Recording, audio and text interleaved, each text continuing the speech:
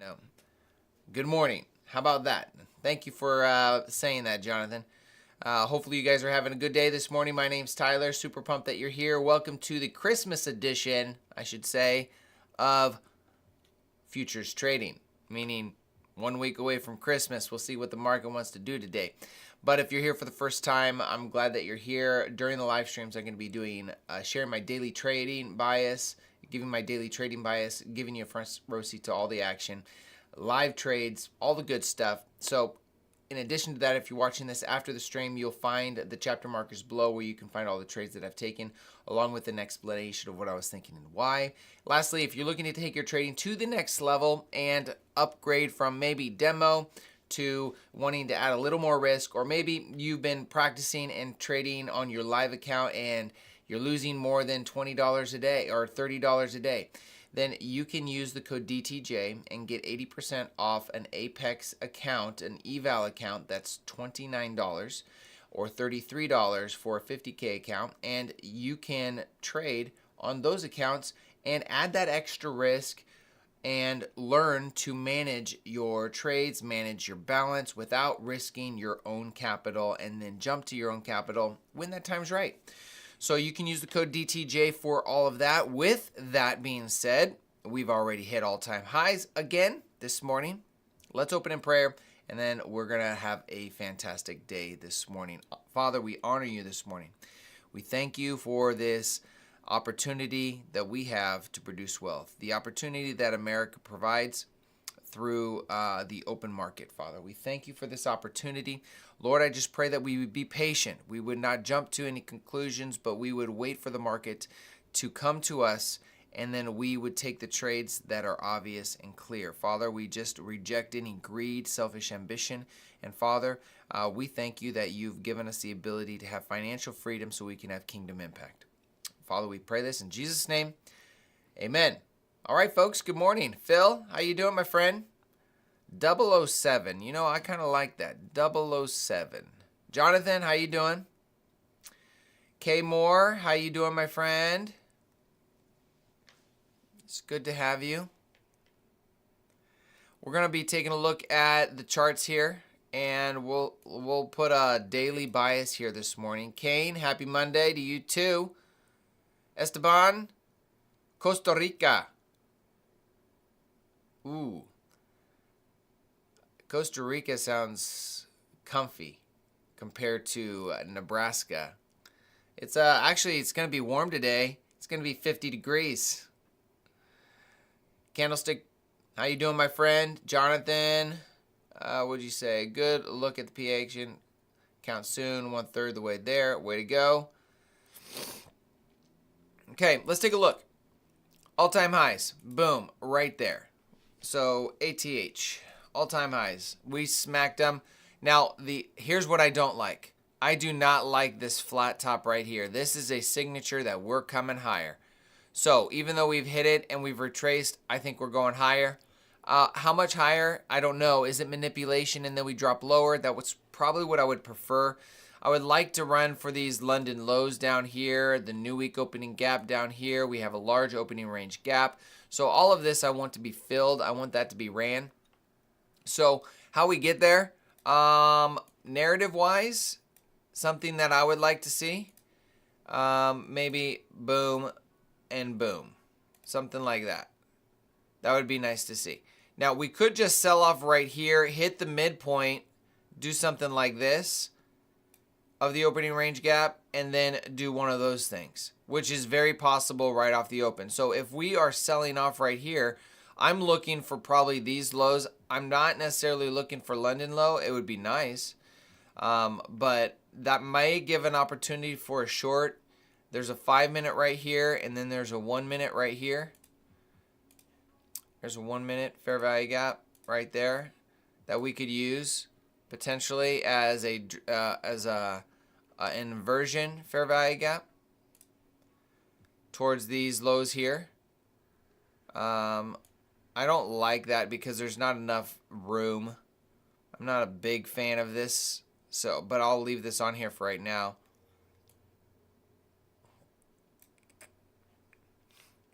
Got about 8 minutes till market open.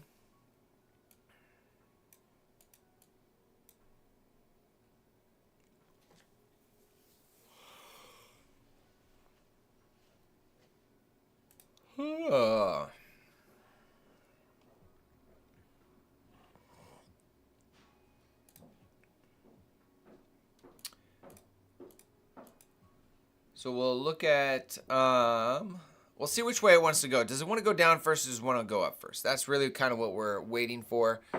We're going to be patient here today. We got news at 9:45. I think we got PPI or we got a flash PPI. What is it called? Let's find out. Economic calendar.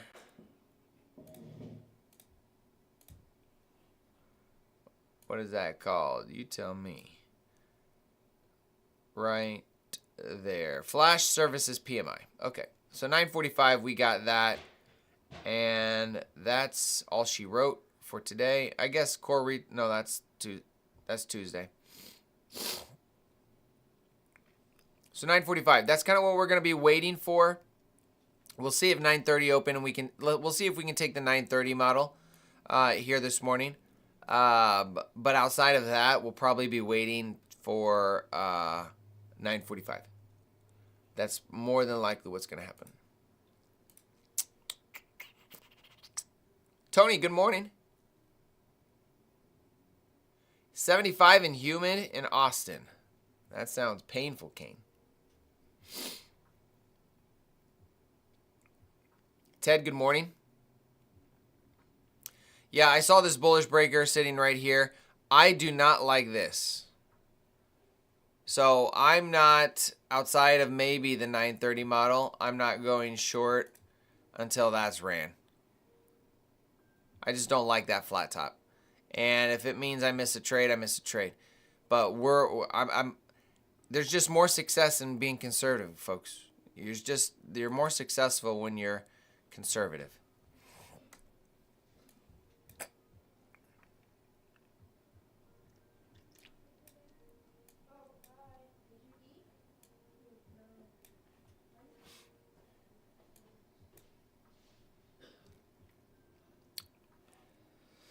All right, so on ES, let's do a comparison here. On ES, this is why I think we go higher. We have equal highs here that have not been ran. And it's just sitting there waiting for us to grab those. You know what I'm saying? So this 5 minute, I think, or excuse me, ES, I think we're going to target these equal highs. Maybe not today, but this week. So if we're going to see higher prices here on ES, I think we see higher prices on NQ. That's kind of my when I'm looking at the indices together. ES easily could run these, run into the 15-minute SIBI and still sell off if it wants to go lower. Ryan, 5-minute in versus 650 paid.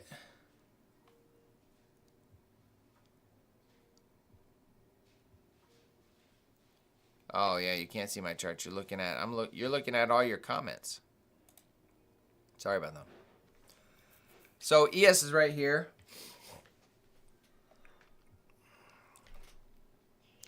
I want to see ES run these equal highs that are sitting here and a 15-minute SIBI that's sitting there. So if ES potentially could go higher, we got a 5-minute right here that we could reverse at as well without running these highs.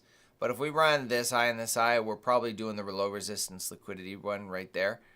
I would like to see that. So I think this is my idea for why we see higher prices some through the week at least until this is ran. When that happens, I'm not sure.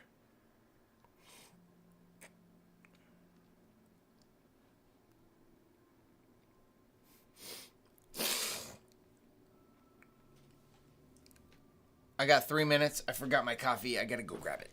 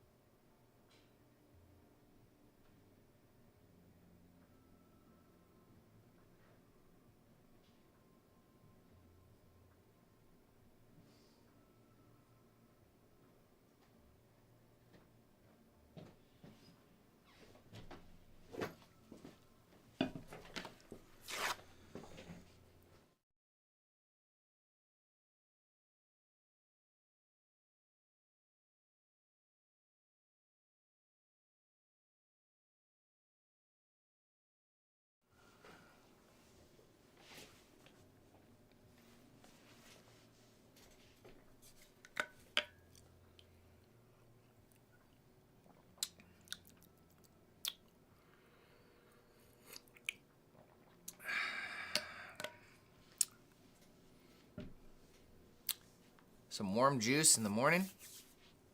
It's good. Okay.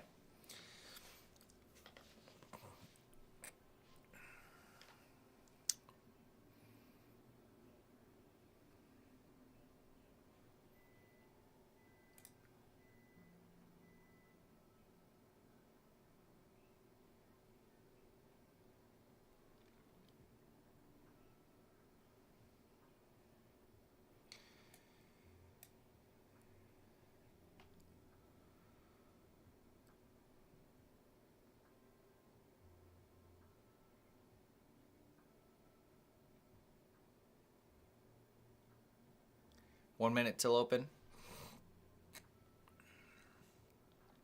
We tapped into this 5 minute right here.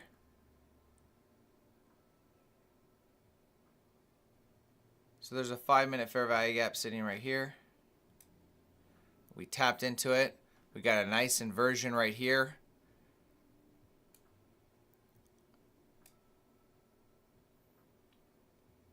I just don't like how it's right at open.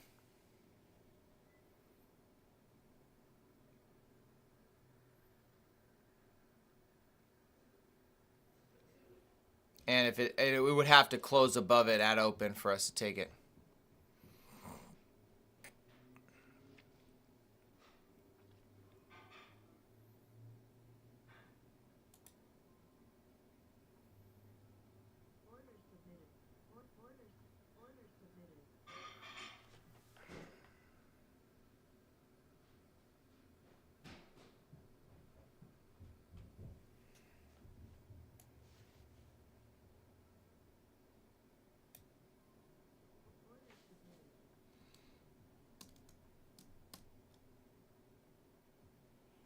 All right, so there's highs right there.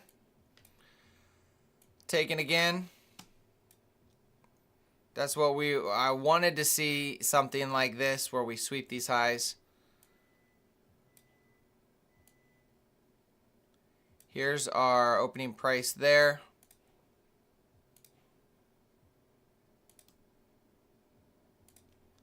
And that's 930.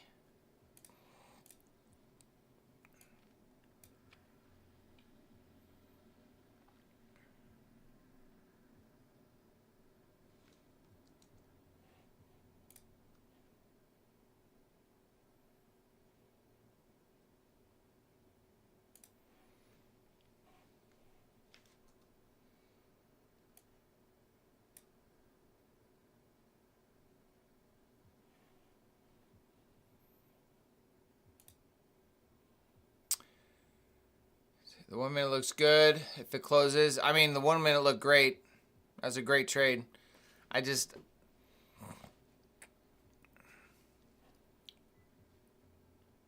Exactly what he said, but I want to take that open being right there. I know.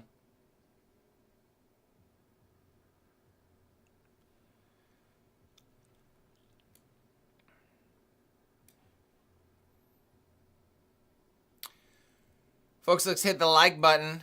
And then we will look at taking a trade right off of that. I'm looking at this as a breaker.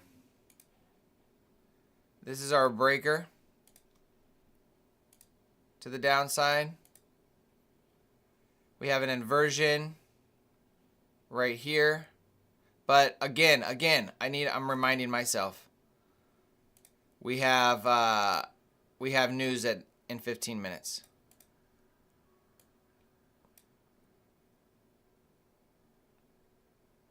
We have news in 15 minutes.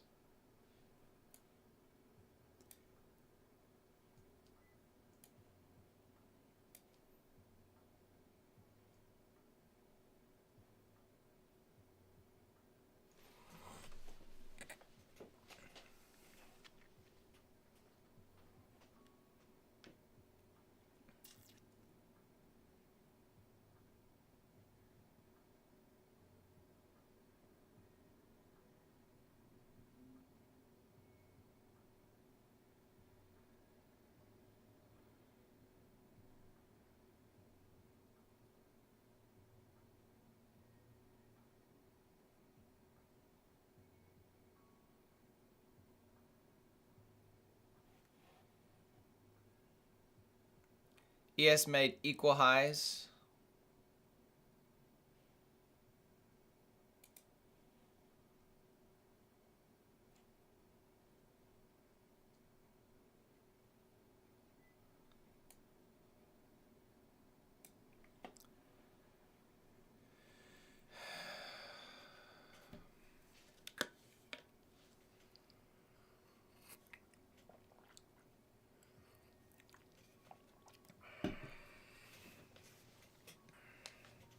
How was your guys' weekend? 30-second. There's a breaker and inversion right there. Not going to take it. Not going to do nothing with that.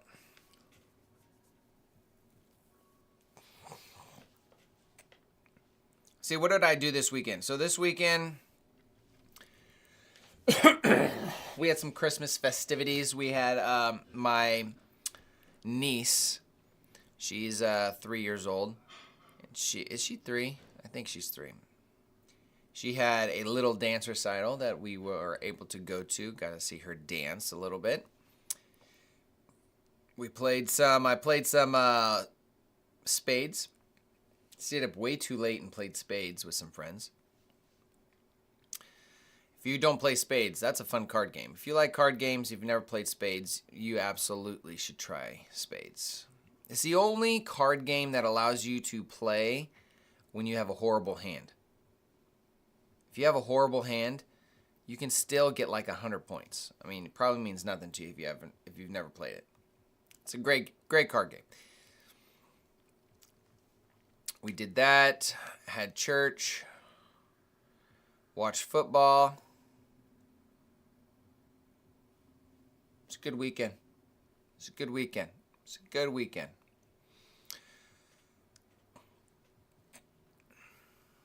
Good morning, Eva. How we doing? How was your weekend? We're sitting here, we're waiting. We got about 10 minutes till flash PMI. So that's kind of what we're sitting. You see the bar coding back and forth. That is a signature and price that says don't trade. Especially right off the open.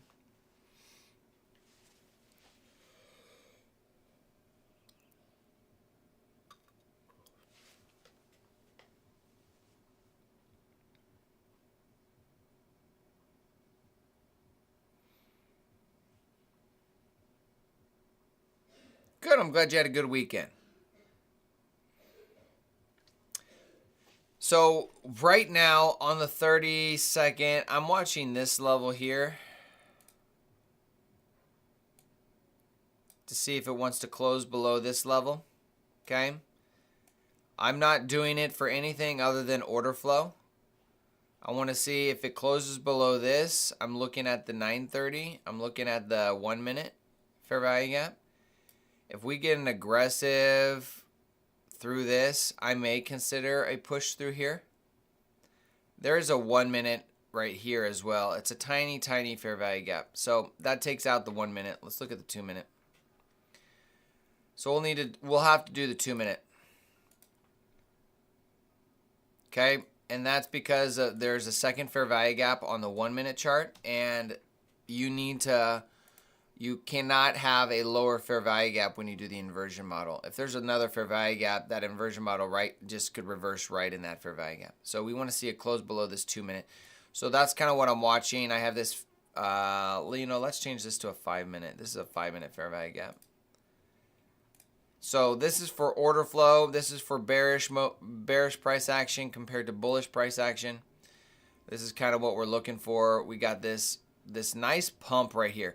Look how obvious this pump was to all-time highs starting at 810. Okay, this to me, this is algorithm. This was done intentionally.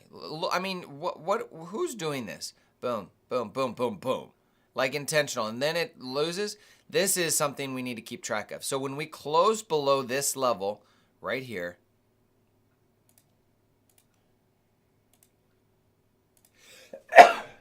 excuse me, when we close below this level right here, this is going to be a change in state of delivery. I bet you that's probably on the 15 minute there. Yeah, you could probably do the 15-minute right here. So we'll all-time highs hit right here. We already had a market structure shift on the 15-minute.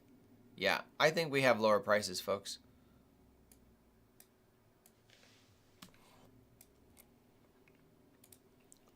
I'm looking for lower prices.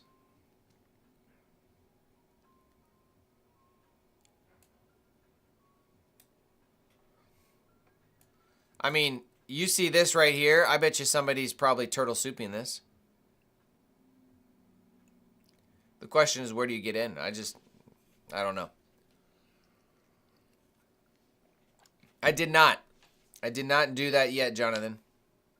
There's a site, I don't know if anybody on here has it, that'll show the volume compared to NQZ and NQH.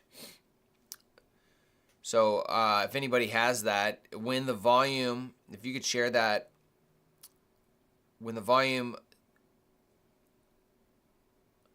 eclipses the previous contract, that's when we switch over.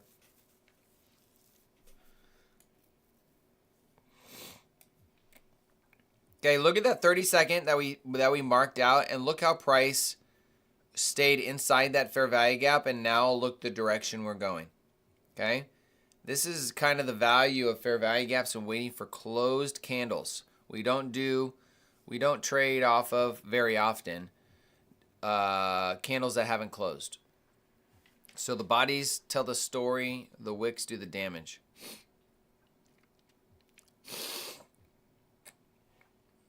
Okay, we'll see what happens here.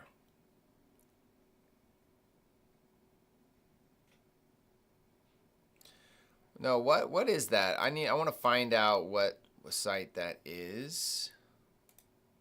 I think I saved it.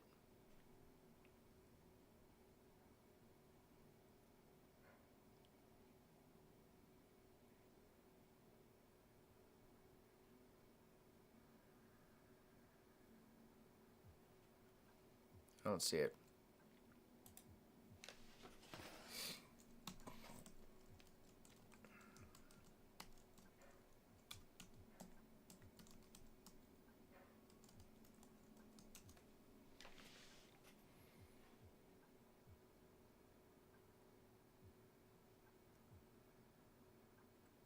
I think it's the CME group. Actually, I think this is it. Let's see here.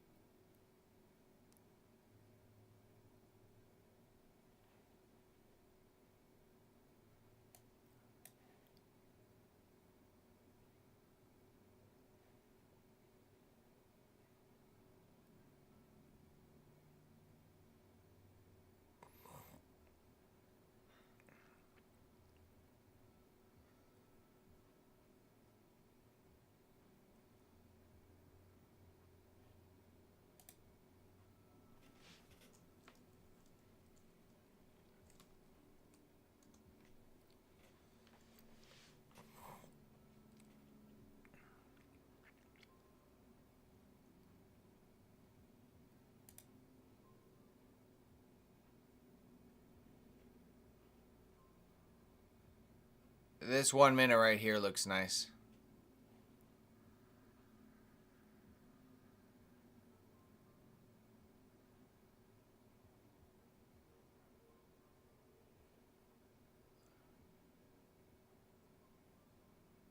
All right, so right here, I found the chart, but we'll wait until this price action is. I just don't want to do anything quite yet.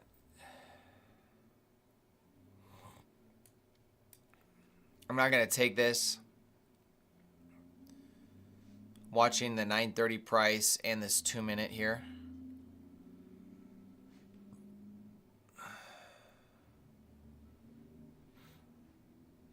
Oh, we got 2 minutes. Okay, I'm going to swap over here. All right, screen share right here. So this is the December contract right here. December contract total volume right here is 639,000. The March volume is only 118. So I'm not switching over yet, but you can start to see that people are. I'm gonna wait till the volume hits, till the volume switches. That's when I'll switch over. Okay, that's kind of when I do that.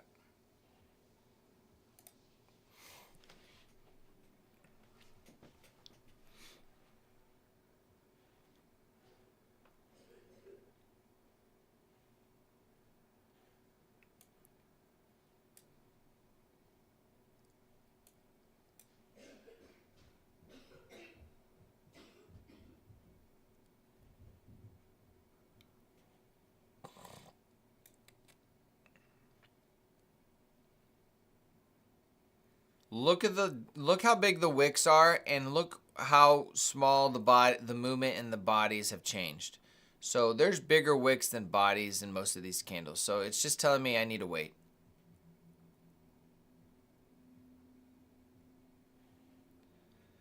NQ looks a little heavy here. Got these lows here.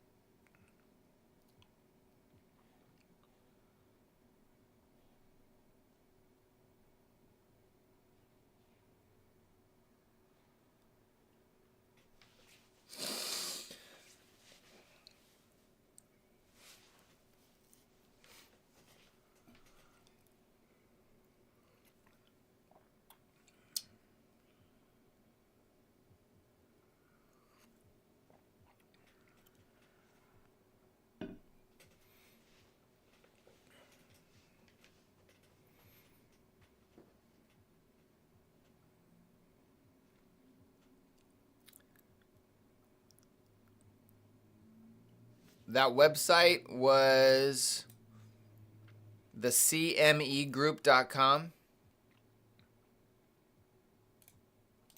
Here, I'll copy and paste that if you guys want to save this and be able to reference it the next time we do a rollover.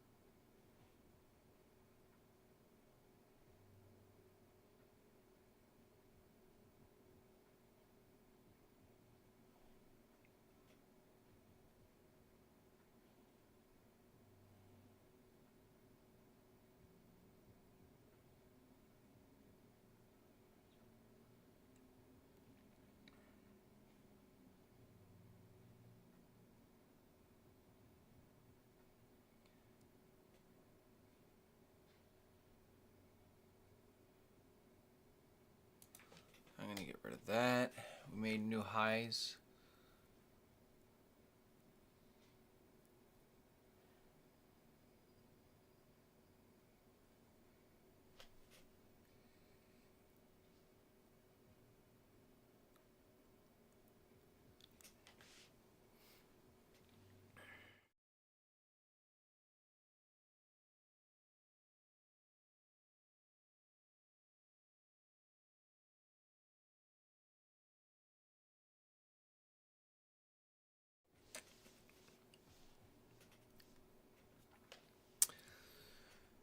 All right, all right. So still waiting here. We did have news already took place, it looks like. I'll drop down to the 1 minute again. Right here, this was a news candle. Basically, it was a nothing burger. We'll see if price action wants to clean up a little bit, but right now it's just not the type of price action I want to trade in. Look at the amount of overlapping candles. We did get something here, but we have no long. Why wouldn't you want to take a trade like this if you start seeing it go higher like this? Because we really never ran into lows. We swept this low right here, but it was also before news. There wasn't a fair value gap. I'm not going to take that and risk anything there. So we're just sitting in this consolidation, and we're just waiting to find. We want price to displace from it. We want it to break away from this area. Once we break away, that's going to be our sign of doing something here. So the other thing we need to be careful about is we could either way price wants to run. If it runs this way or if it runs this way, we just got to be careful that it could be manipulation. So if it runs this way first, we may see how move higher.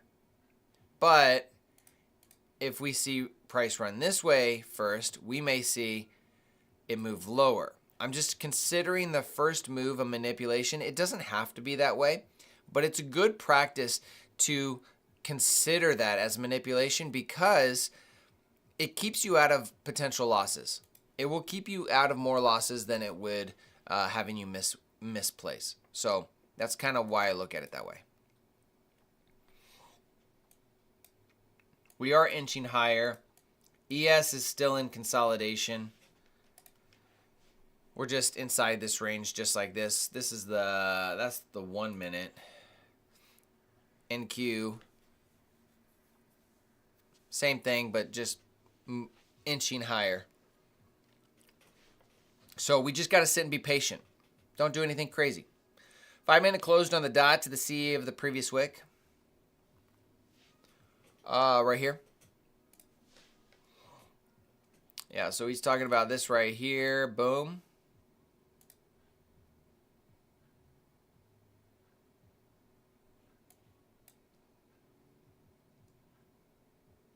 That's what you're referring to, I'm assuming?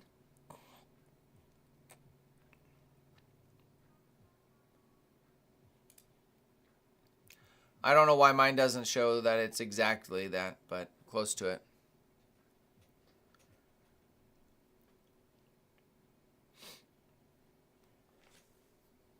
Yeah, all this is low resistance liquidity in my mind.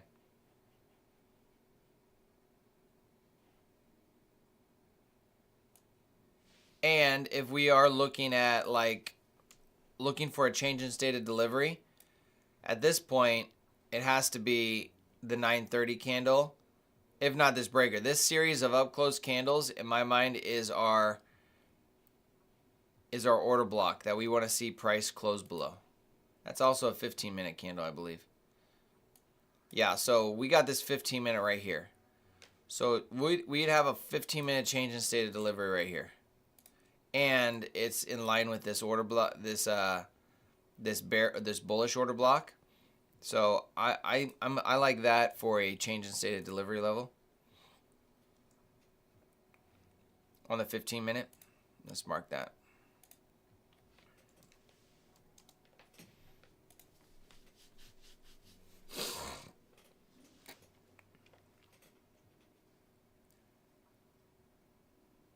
Barcodes all over, 100%. This is the stuff you want to stay out of. You want to save your gunpowder for later. Don't try to trade this. Don't think, oh, I can make some here. Unless you're Ted. Wait, no, who was it? It was Northern. Unless you're Northern. Northern was, well, the last time we were barcoding, he was making trades all over the place and selling at the top, buying at the bottom. I'm not doing that.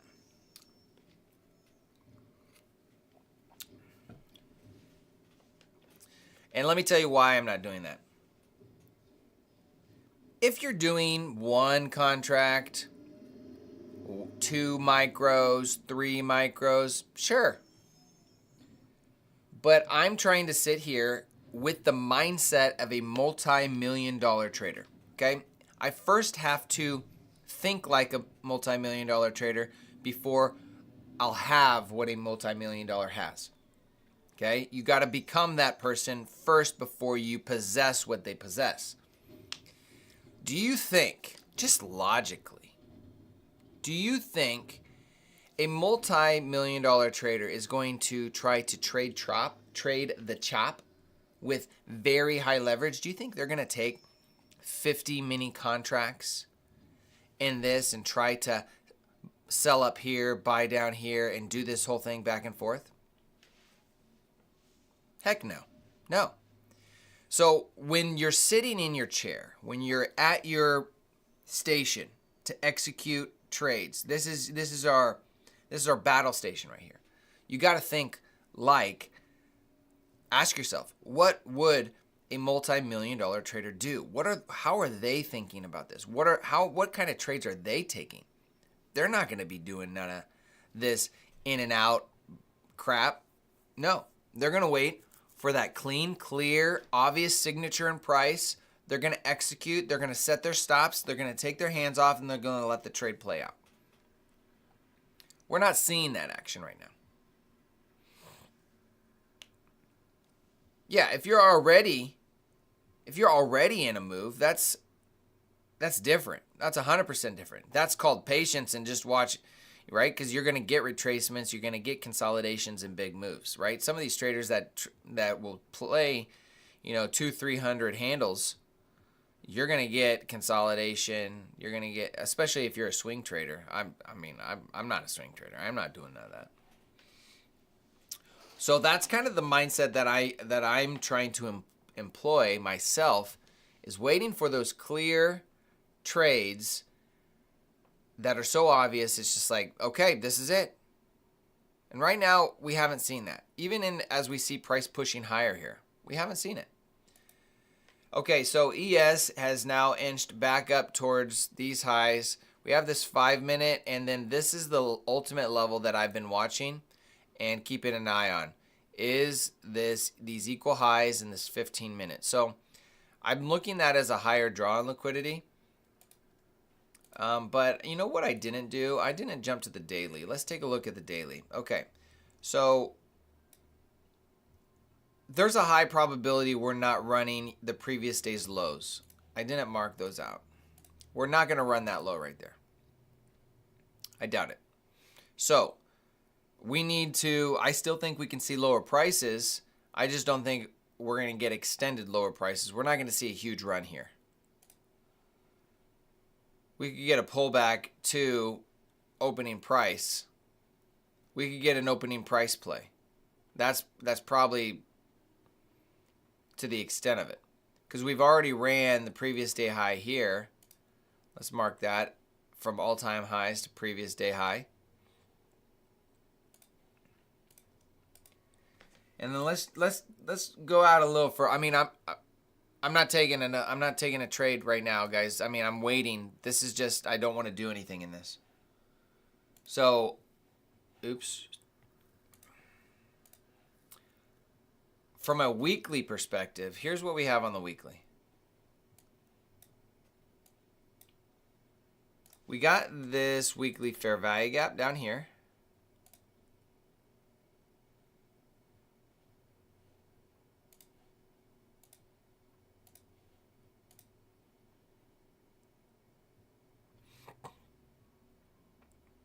Weekly BISI.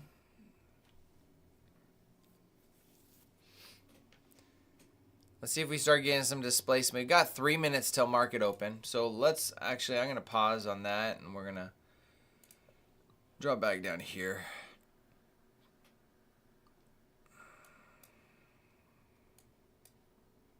This is not a bad 1 minute, to be honest.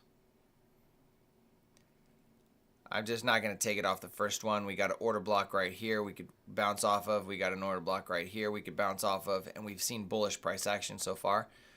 So I won't be taking that. Morning, Deborah.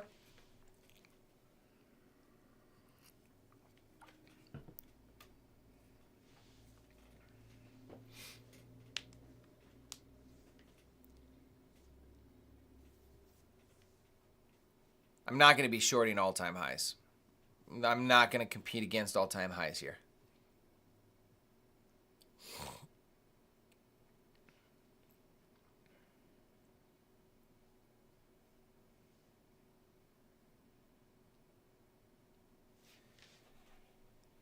I'll consider this a breaker, though.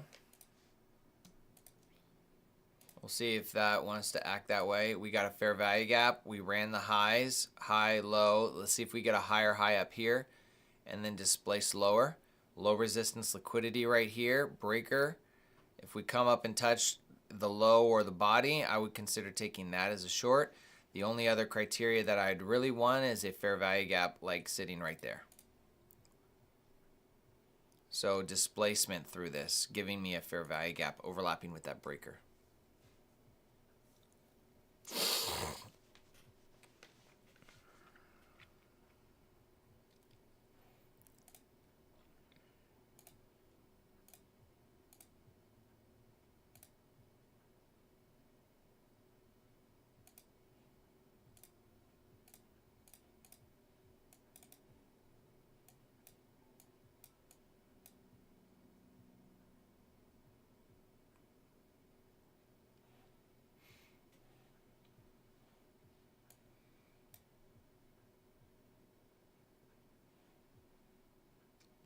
Well, I mean, if we're going to have an opportunity, it has to be right here, right?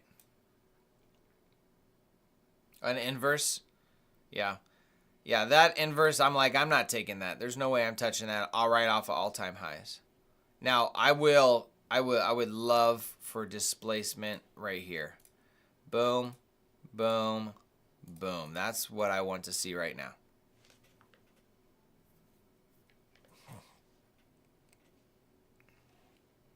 Now, if ES gets out of this consolidation, which it looks like it's about to break out, we have a 5-minute fair value gap that it's right in. So the consolidation we were looking at is right here. It looks as if it's about to break out or trying to in this 5-minute candle. We have this 5-minute fair value gap. If we get through this 5-minute fair value gap and we close above it, we're probably running for these highs. So I think what I think what I'm thinking. I'm going to wait for a short. If we do, in fact, close above this 5-minute, if we do, in fact, start seeing ES push higher, I'm not going to take a short until ES runs these equal highs. I think I shouldn't say I'm not going to, but I think that would be like my light bulb moment that says, dang, all right, we hit the equal highs and we're seeing displacement lower on ES and NQ. Okay, I'm willing to take a shot for a short. That looks really attractive because this is a big level. This is a big point of liquidity right here. Look at this. I mean, how many retail traders are thinking this is short? This is a great resistance area. They see this. Oh, look at that. Look how strong that resistance was. Look how short. So when it gets up here, they're thinking, okay, where can I go short again? That's how I'm seeing that. So when we pierce through it and then we go short, grabbing all their stops, that's my aha moment that says, okay, we have our opportunity. So let's take that off there.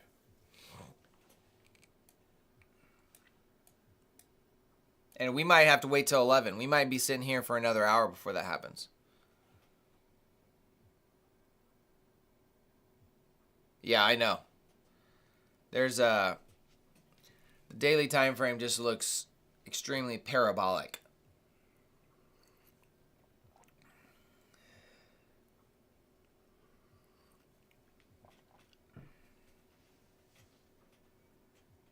But what I'm doing is I'm just looking for multiple confluences to overlap to build a stronger narrative that I know price wants to move lower. I mean, this is not a trending day. I can tell you right now, this is not a trending day. Nothing convinces me right now that this is a trending day, and I could be wrong.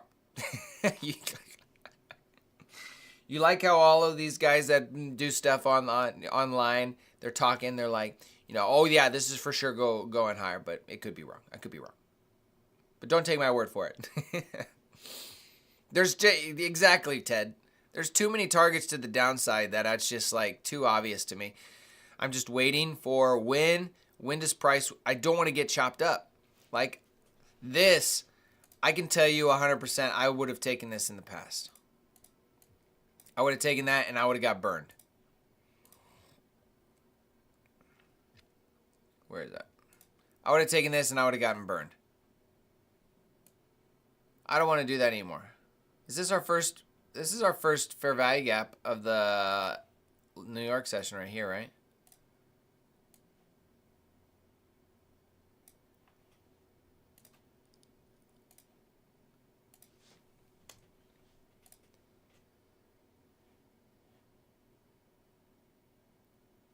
This is a 30-second.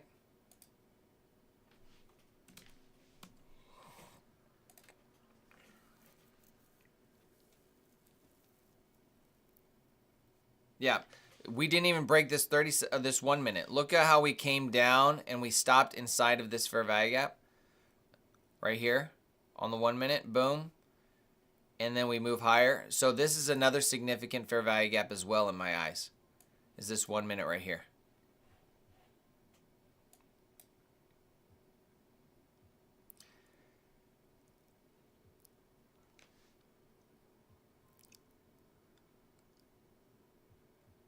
I'm not a trend trader.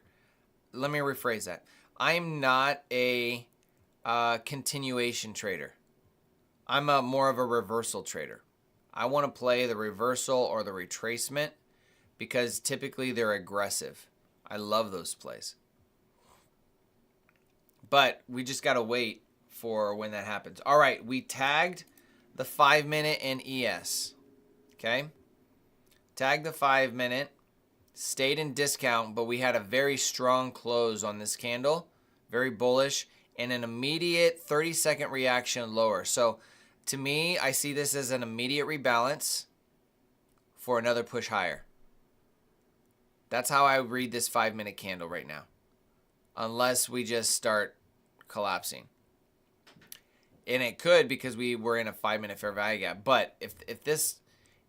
Forget this 5 minute for a second. If this 5 minute wasn't there, and this 5 minute was, let's say it was up here, it was somewhere around there, then I would see this as an immediate rebalance, and I would look at seeing higher prices. But we're inside this 5 minute right now, so it doesn't mean it's not as convincing.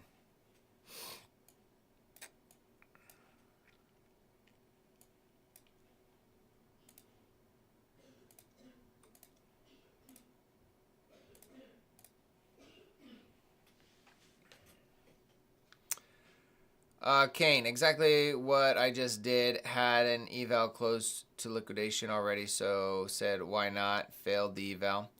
All good. I kind of wanted to start fresh on that one anyways, and I learned something.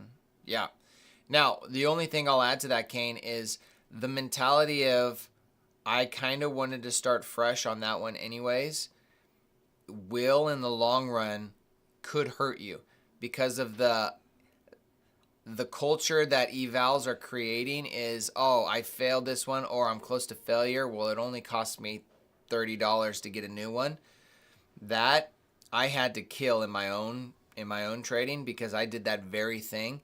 And you have to also build the other muscle of grinding out drawdown. If you're in drawdown on a specific trade on a specific account, you can use that as an opportunity to try to build the muscle of clawing yourself out of drawdown, which is a very important lesson every trader has to learn.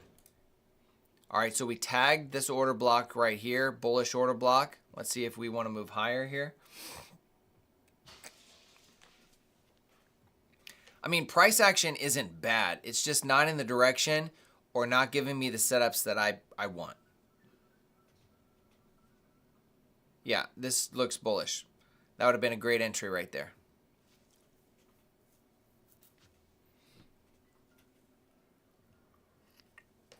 And where would I put my stop? If I was taking that and I took that where I marked out, I'd put my stop right below this candle. 10 handles exactly. There's a fair value gap here. targeting these highs. And probably holding on to some to see if we can get more.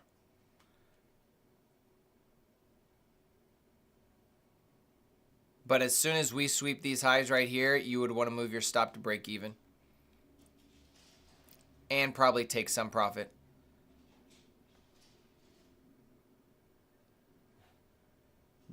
But ES is doing that immediate rebalance, and we got a minute left on the candle. We'll see if it wants to displace higher or not.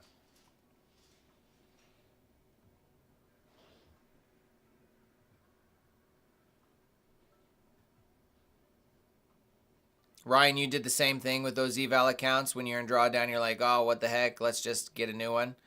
You have to claw yourself out of it. Make it a challenge. Make it a challenge.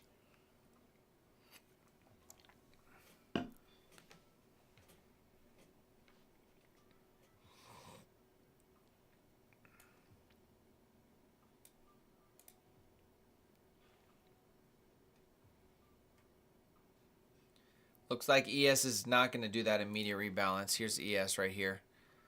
I wanted to see it come close. We got 14 seconds. We'll see how it closes here.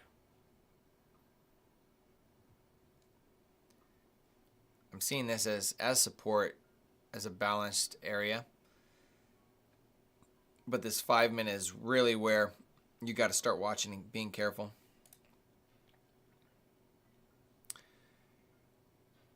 It's one of the most rewarding this to be so close to drawdown and then claw yourself back, fight and get back to break even, and then be able to request a payout. Oh, dude, that's probably more rewarding than just, you know, YOLOing it and getting a payout. There is like a confidence that's created when you're in that drawdown and you pull yourself out of it. It is a absolutely must have to learn lesson to be able to take that step in your progression to become a successful, profitable trader. Every trader has to do it. You have to be able to do that. So, might as well learn to do that early on in your trading, because it is a lesson you will have to go through. I've had to go through it. I've done it. I've tried it. I've failed at it. I've done it, but it tells you that it's possible, right? That, hey, I let myself get emotional and I took some horrible trades. Now I'm really close to my liquidation level. Man, I'm going to do what I can to get out. And when you do, it's like you actually pulled yourself out of that emotional state. You created that disciplined nature or environment, followed your rules, and you got yourself out. If you lose that account in the future, that's not the point. The point is being able to take that as a lesson of clawing yourself out of drawdown. Huge lesson. Very important to learn, because you're going to have to do it. If evals go away, if prop firms go away and you have to trade your account, that's what you got to do. That's exactly what you'd have to do. All right, so ES is respecting that 5 minute fair value gap more. We still don't have a 5 minute change in state of delivery on ES. We don't have a 5 minute change in state of delivery on NQ either. So we still are sitting for at least another 2.5 minutes.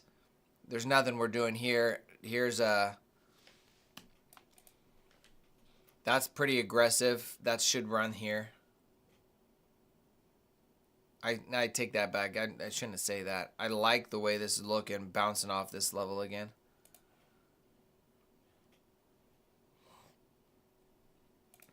What does a 2 minute look like? Do we got a nice 2 minute? What about a 3 minute? Ugh, there's nothing here. 3 minute closed, but there's an order block right here. There's nothing here. This tiny 30-second, I don't like that. Or 1 minute, I don't like that. There's a tiny 2 minute, I don't like that either. I do like the way these candles are becoming heavy, but we're about out of the macro time. We got 2 minutes left at the end of the 10 o'clock macro time.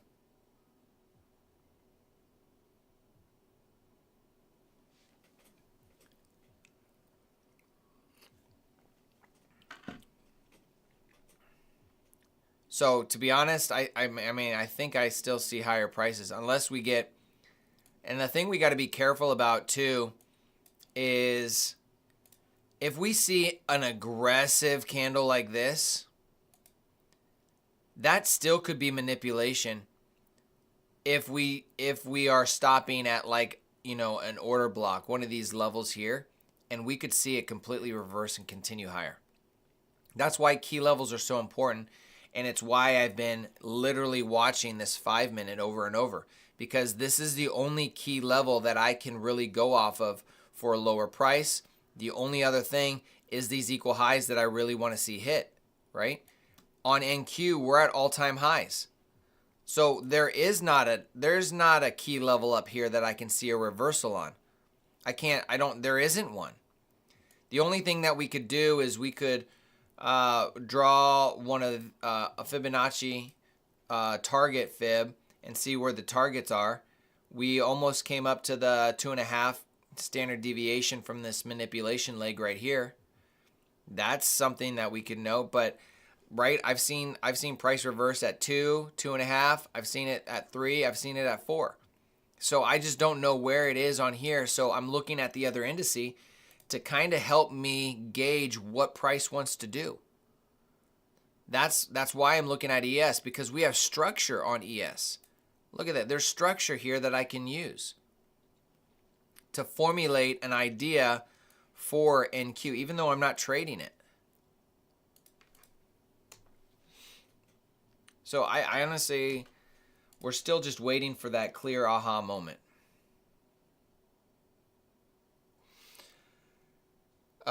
Kane, sorry, I missed some of your text here.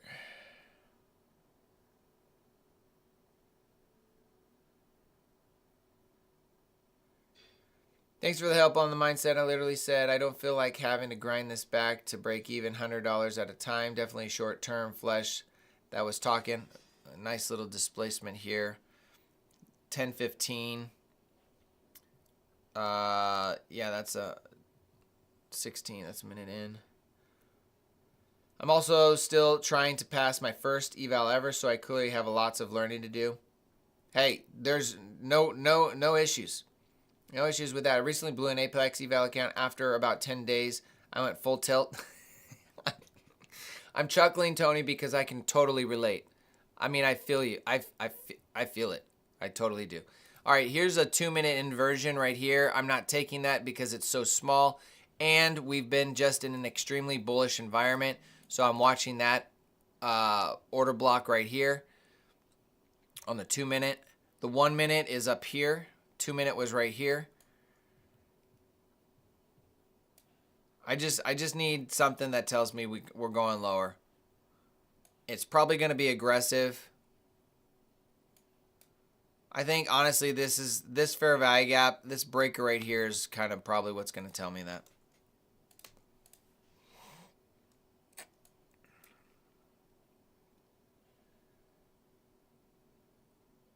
No eval or payout ever yet. It's hard because I could really use some payouts for my family.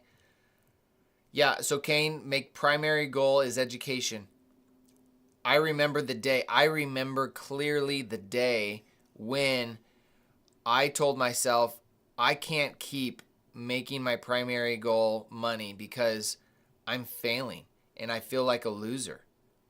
I mentally, that day, I had a switch that went from money to education.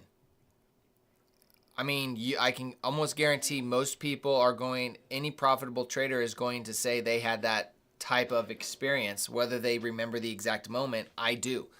I remember it because I was the same way. I want to make money for my family doing with trading, and that I remember because it was about 3 to 6 months in, and I'm like, okay, I have to go all education. And I went, I mean, I still was, education was huge. I mean, I was learning so much, but even though I was doing all of this education, I was doing it for the goal for when I sat down to trade, I was making money. Instead of sitting down to trade for the purpose of seeing a successful trade, a successful model presenting itself, a successful version of Tyler following my rules, and a successful execution of my strategy, of my plan. That is what started changing in my trading, to where, and I would fall out of that and I would get back into it, and that's part of the game of learning that consistency over time. But it takes time, because it is the hardest thing most people will ever do, is learn to trade. It is the hardest thing, because it is 80% mastering you. And most people don't have themselves mastered, including myself. All right, so ES now is displacing lower. I'm liking these series of down close candles on the 5-minute from this 5-minute fair value gap. That's starting to give me some confidence for potential price action move lower.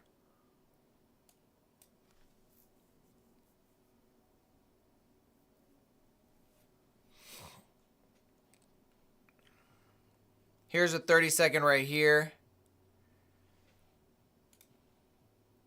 This will, if we are going to displace lower, this should play out right here when it closes.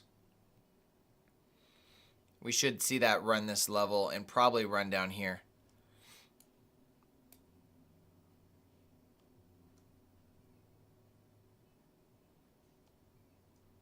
But it's obviously ran it before we could get there.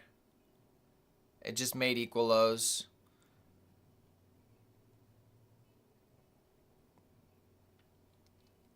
That's not a bad trade right there. I'm not taking it. Tap that. It's just not enough profit. It should run this level here, and you'd have to move your stop to break even and take your profit. Stop loss would be above here. But I'm not. Yeah, we're gonna wait. Honestly, yeah, if this works out, we should get a fair value gap right here on this chart, on this candle. Fair value gap breaker. Okay, I like this. Now we got this displacement. If we can get back up to this breaker, I think I will entertain a short.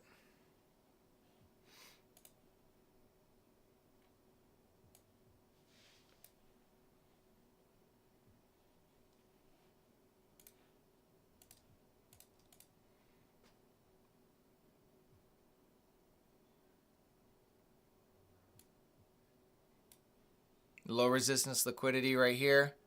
I just need my opportunity to get in.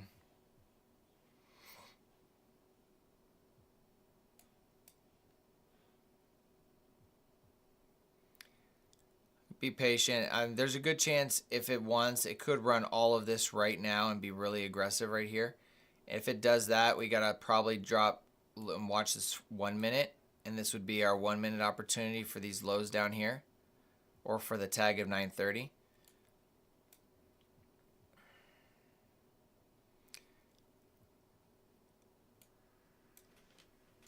We also have this.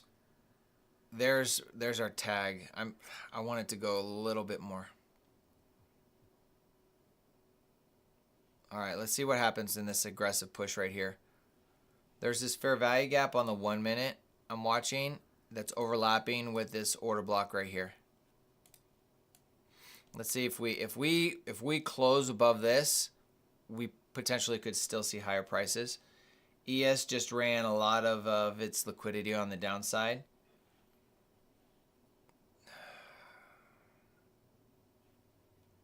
We went through this breaker right here on that one candle, so I'm waiting.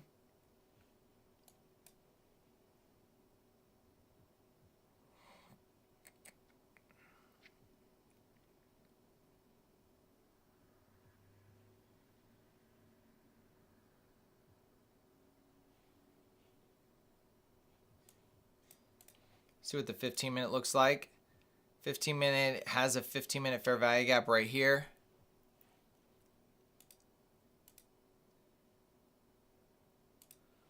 Four-hour closed way up there. All right, so I think we're still bullish here, folks. Yeah, I'm glad we didn't take that on that first stab. I wanted to see if it reached up here, and look at this aggression right here. We just swept this high. We have low resistance liquidity. If it closed right here, I would have taken this, but we're too high and we already ran that high. So now it could reverse here if it wanted. That's why price runs for only two reasons: liquidity and inversions, or a liquidity and imbalances. And we ran through this imbalance and ran for the liquidity at the same time, so we could reverse here if it wanted. I'm not expecting that, but we'll see.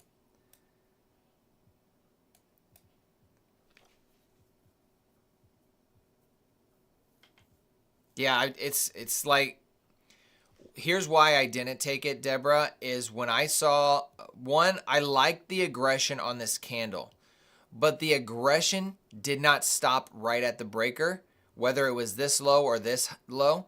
It went through it and then closed. And so at that point, when it disrespected the breaker on that aggressive move, I was waiting for this.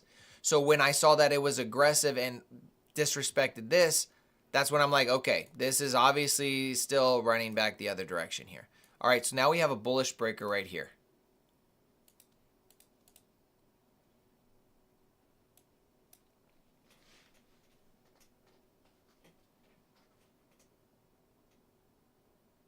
I know, there's no reason for it to reverse up other than all-time highs. Competing against all-time highs is like a losing battle. I have learned that, and I've learned that this year specifically because we've just hit it boom, boom, boom, boom, and we keep going, we keep going. All right, so low resistance liquidity, I expect this to just blow right through this, and then we'll see how this candle closes, or this candle or the next one.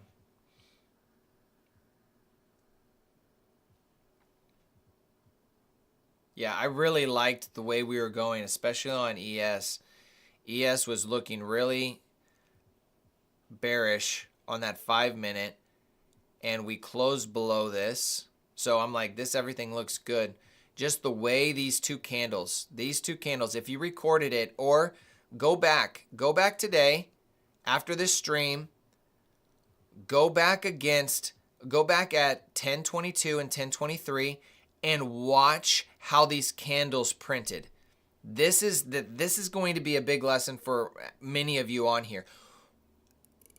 I'm not saying I have it figured out, but it wasn't printing in a way that was giving me the confidence enough to actually click the button, hit the trigger.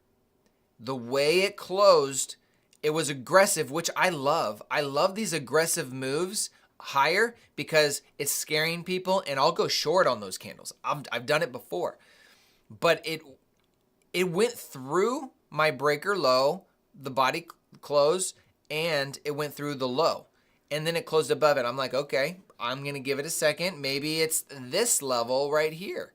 So now I'm watching price to see if it wants to come in here, find resistance, and then head the other direction. But guess what it did? It also printed in a weird way that just made me hesitant, and then it went through it and right in this high, and I'm like, okay, nope, this isn't looking like I want it to be. We may not even run these highs. We'll see what happens. But what I'm saying is, go back and watch this after the stream. Go back to this time of this live stream. I don't even know what time it is. How long have we been streaming here?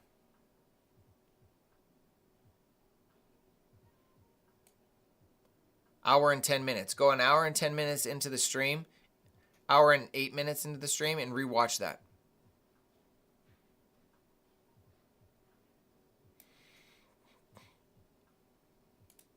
I would have taken this long, Ryan, if we did not run this high. I would have taken this. But we ran the high at the same time. If we were aggressive like that and then closed like right here after, without grabbing this high, making equal highs, I would have taken that, knowing that we're at all-time highs, knowing we grabbed this liquidity right here, and we're just pumping higher.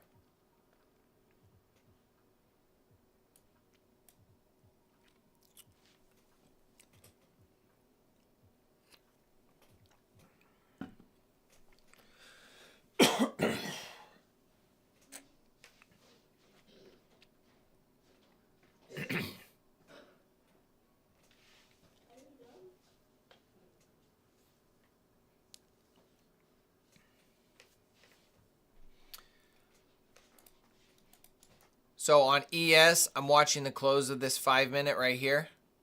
The small 5-minute fair value gap.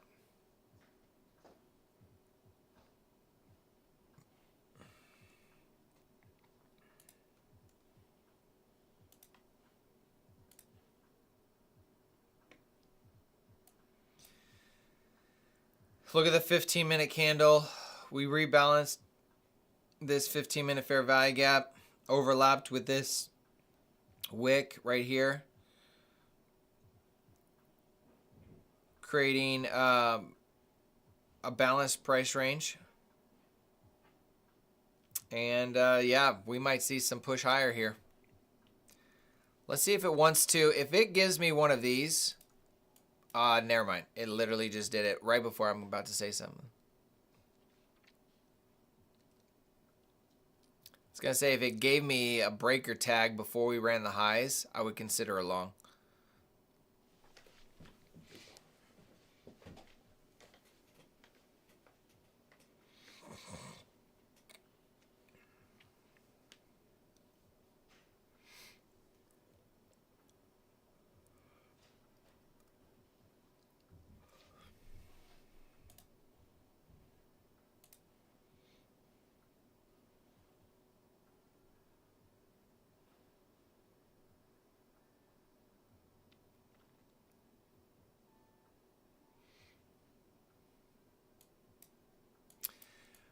Not very fun, folks. This is not very fun when you have to sit here for, we've been sitting here for an hour now, not taking a trade.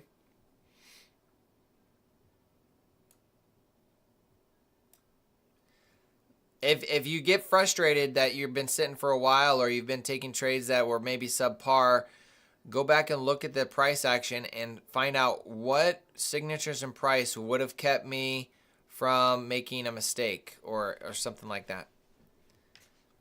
What signatures and price? Okay, if all of this is failing, maybe there's something in here that I need to identify to help me avoid this next time.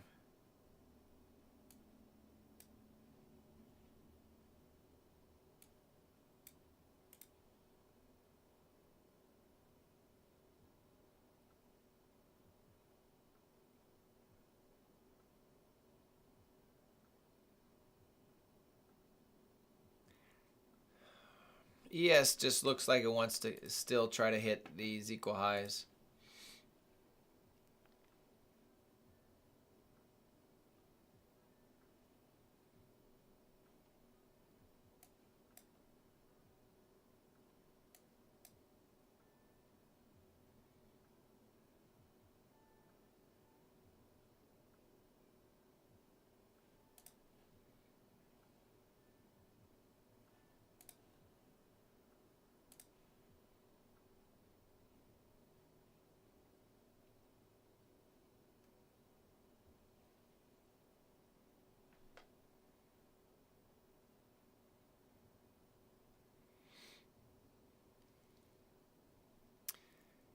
Okay, folks, I got a lesson here. I got a lesson that I'm learning in this exact moment that I'm seeing that I could have, I see the signature and price, post price action that I'm going to share with you that if I saw this before, I think I would have changed my bias and I would have potentially been more confident on taking along in this area here. Okay, look at the hourly right here. Look at this candle at 9 a.m. Look how it closed. Phil, way to go, man. Been long since 9:35. You're a stud.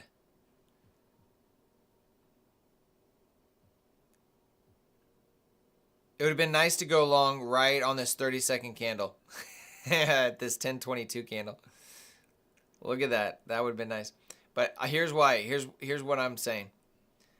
Look at this candle. Look how it closed. Okay. This is an hourly candle. This candle closed at 9:59. Guys, I'm not taking anything long here. I have to see displacement. So I'm not taking anything at the moment. Right now, I'm looking for narrative and price to show me what direction price is going to go. So in the meantime, I'm going to use this to teach myself while I'm watching order flow and learning. I'm going to take this as a lesson for myself, and you guys are here, and I'm going to share it with you. Okay?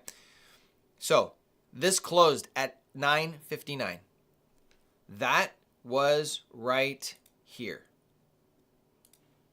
9:59 is right here.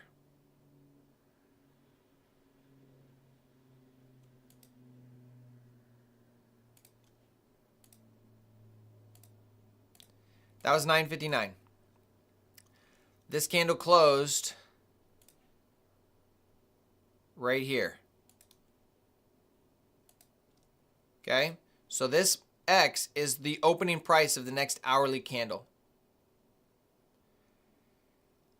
It did go a little higher here, but where was this would be accumulation, but where did it go next? It went lower. So this candle moves into this candle, the current candle we're seeing, and consolidates and immediately goes lower.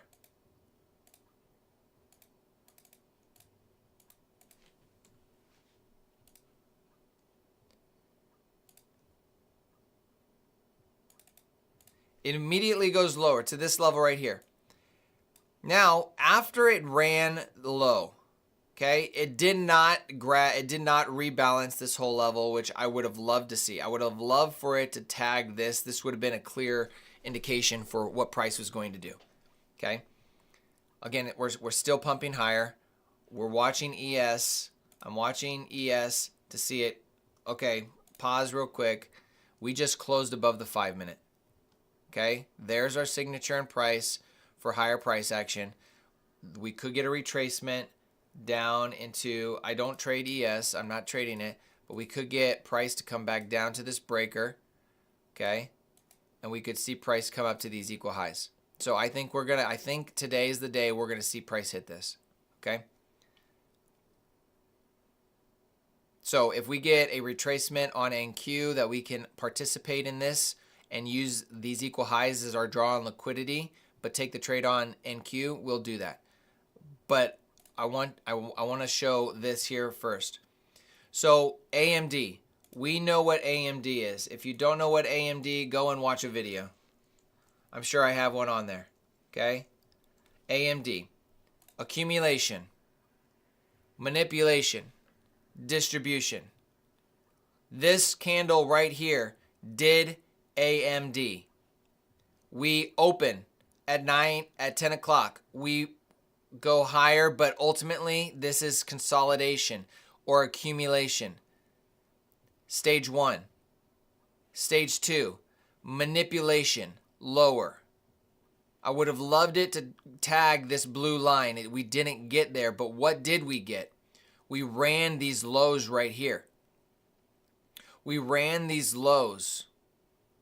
This swing low right here.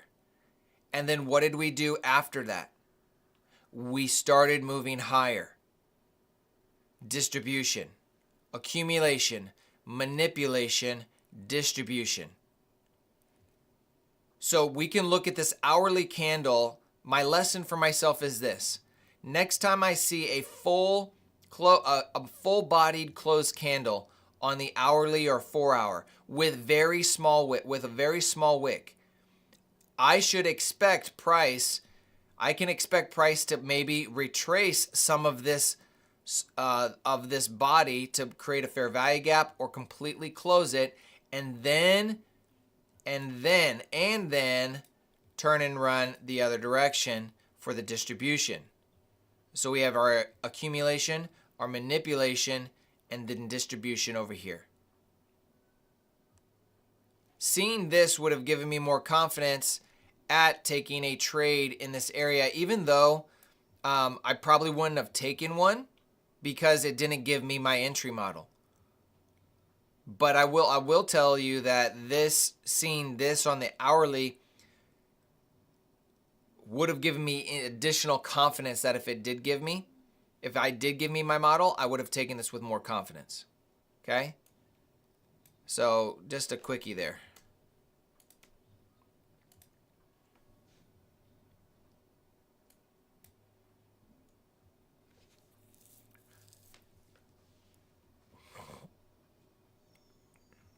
All right, Deborah. I'm glad you got back to green.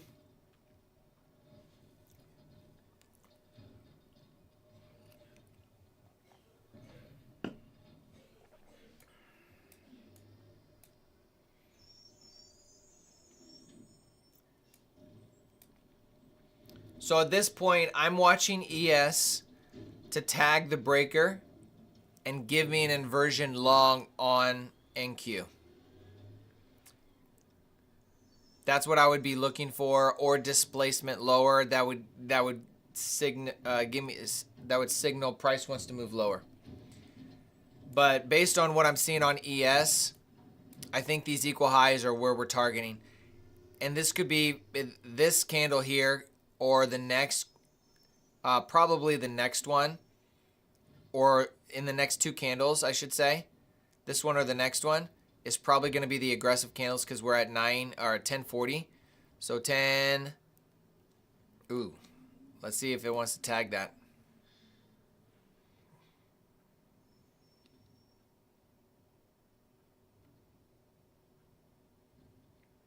Way to go. Way to go, MG.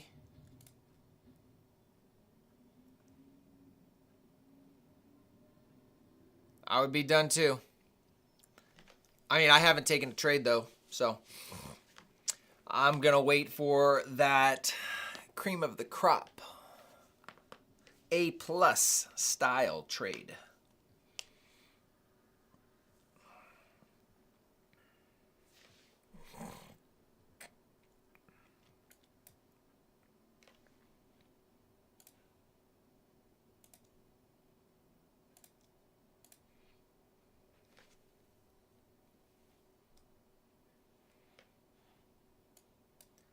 It's also a breaker right here at this order block. So breaker, order block. We'll see if it wants to find resistance here. And if it does, I will consider this as my long. I really want to see ES come a little bit lower though. Guess it doesn't have to.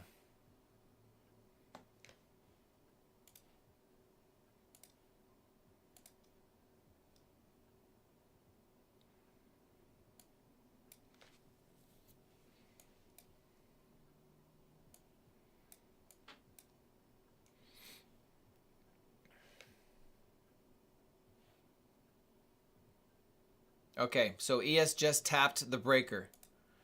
There's the breaker tap right there. Let's see if we can get a push higher right here.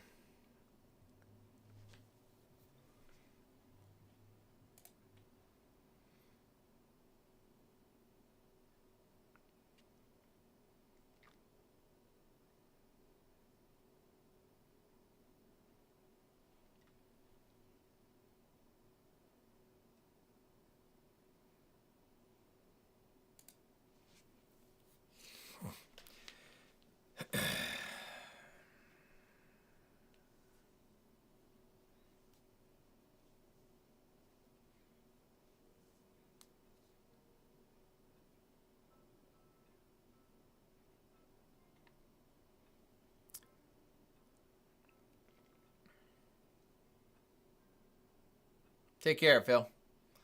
All right, folks. We have a minute for the next candle. I'm going to use the restroom here real quick. Sorry.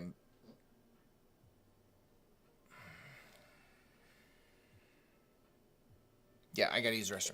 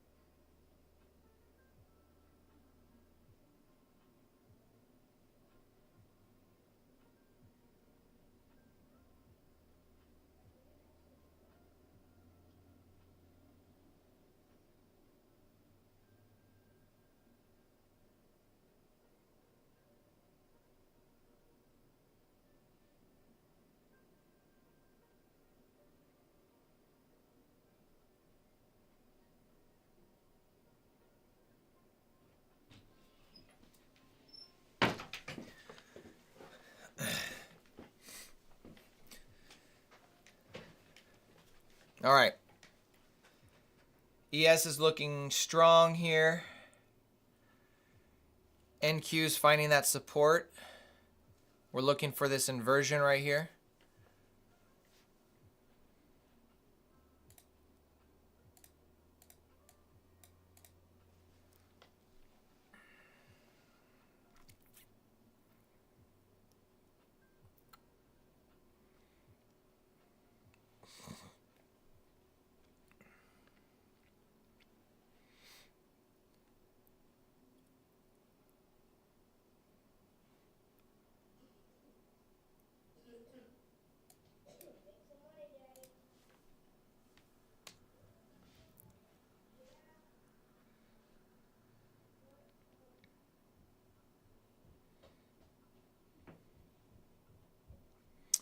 $10.45 right now. Beginning of the 11 a.m. macro. We'll see what we get here. I'd like to see this push here as our opportunity for a long up to this high. That's the only thing that's clear in my mind right now. We got a breaker. We got an order block. We had an inversion fair value gap right here to the downside that was violated and then has not failed yet, but we could see it fail here. So I'd say overall things are looking good.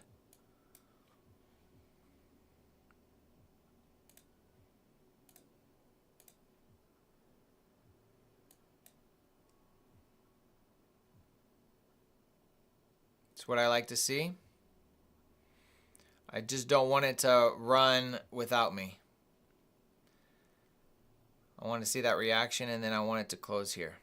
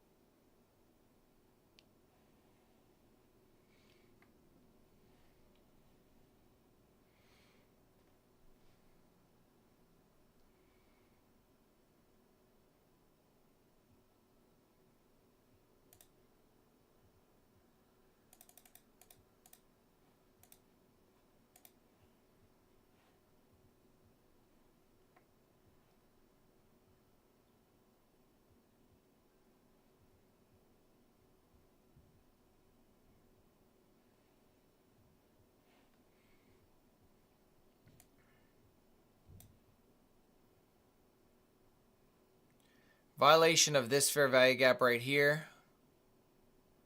So we closed below it here and then closed above it here. So the short side was violated. We have this breaker right here. Low, high, lower, low. We break higher.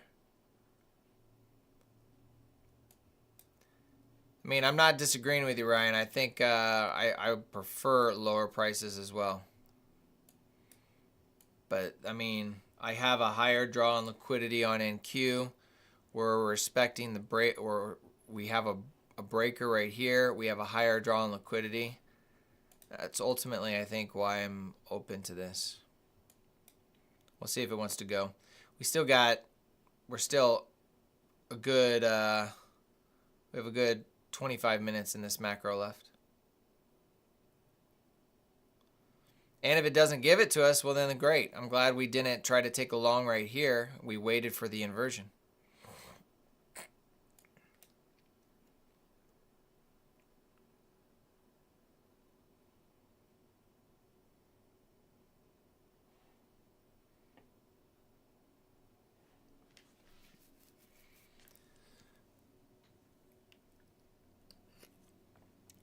I'm not sure where I'd want to take my short though either.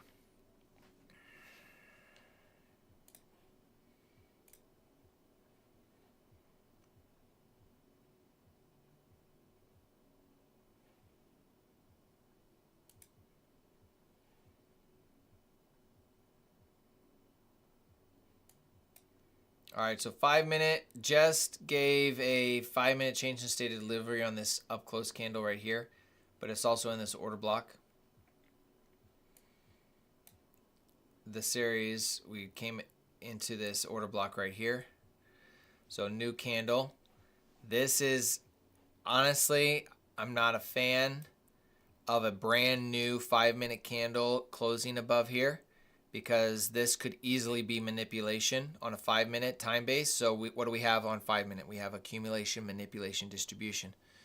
So if this is accumulation, then manipulation right here, we could close above this level right now because we just have a brand new 5-minute candle, and then it could just reverse. So the longer we sit below this level and the closer we get to the end of this 5-minute candle and then start expanding, the more I like it. I hope that makes sense. This candle just opened a minute ago. So now if we get one more minute of this 5-minute candle below this, and then we start moving higher above this 1-minute level within this 5-minute candle with, a minute and a half, 2 minutes left, I would be more interested in taking this long compared to a brand new 5-minute candle printing and then within the first 30 seconds running above this level and then closing on the 1-minute chart. I wouldn't like that as much, because I could see that just being the manipulation on a 5-minute new candle.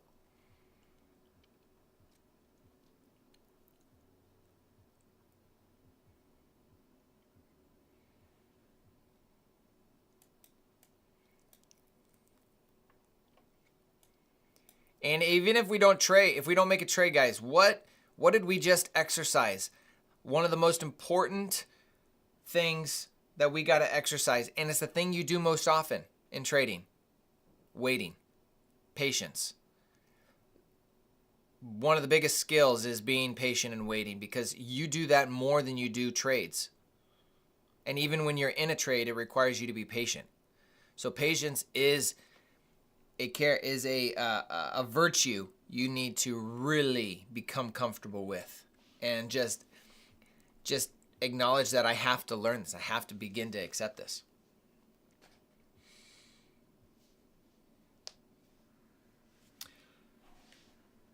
A couple things I'm noticing: price on the 5-minute has been, the premium portion has been supporting the bodies.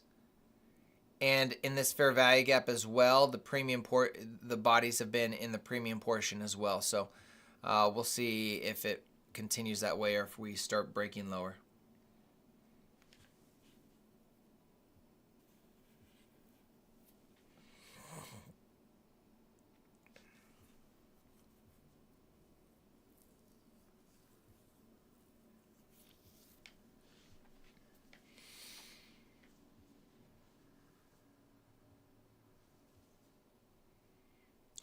A lot of sitting.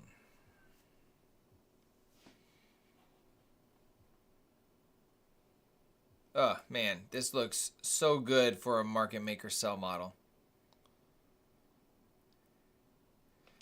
Oh.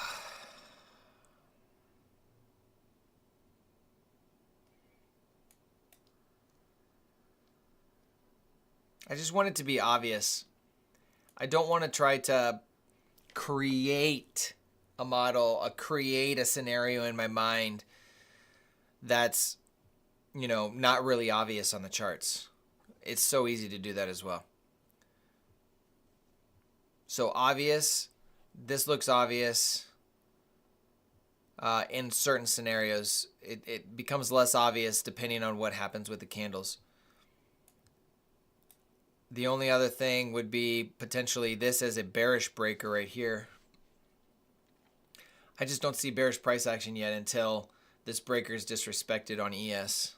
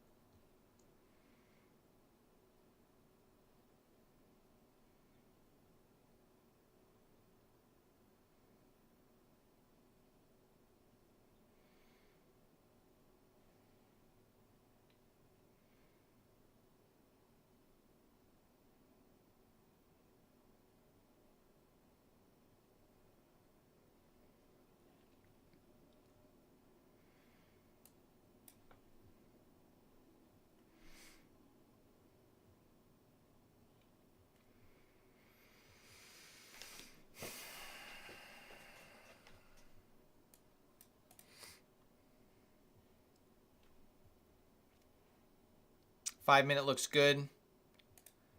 5-minute is still respected the premium portion on the inversion and on this fair value gap.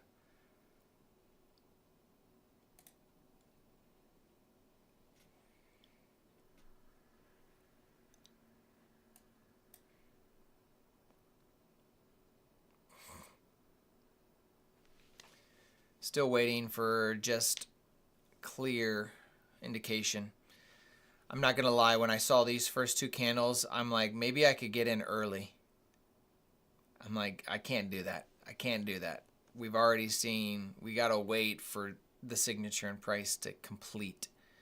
And that for me is a close above this level.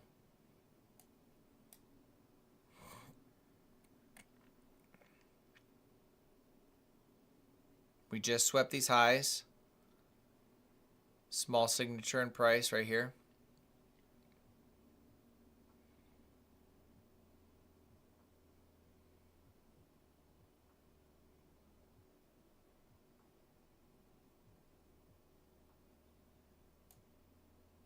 Oh, we're going to get this, folks. We're going to get it. We have an inversion right here. I'm not going to take that, even though we swept this level right here. I mean, it looks good, but ES is in a bullish breaker right now. I want to see that violated. We got low resistance liquidity here. Let's see what 30 second. 30 second did not close. 1 minute did close. that doesn't look bad.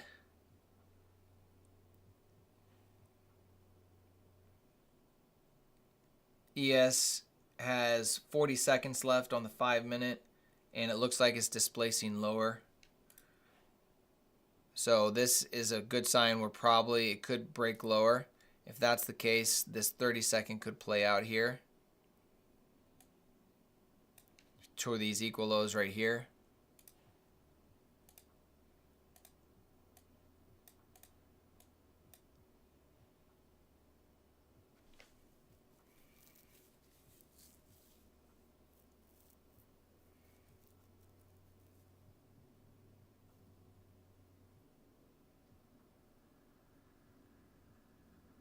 I'm going to take this.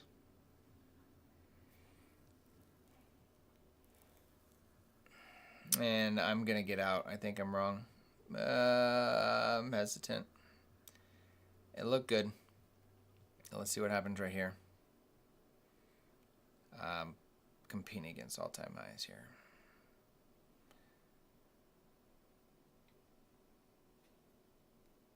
Yeah. I think I want to...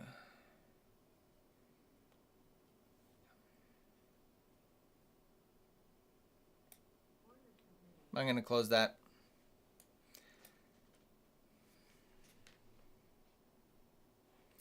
ES did not close the way I wanted it to. It looked like it was going to be a full-bodied close and ended up not being.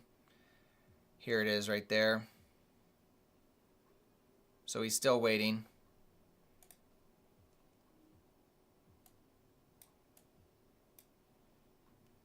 All right. I'm going to take that long. This is what I was waiting for.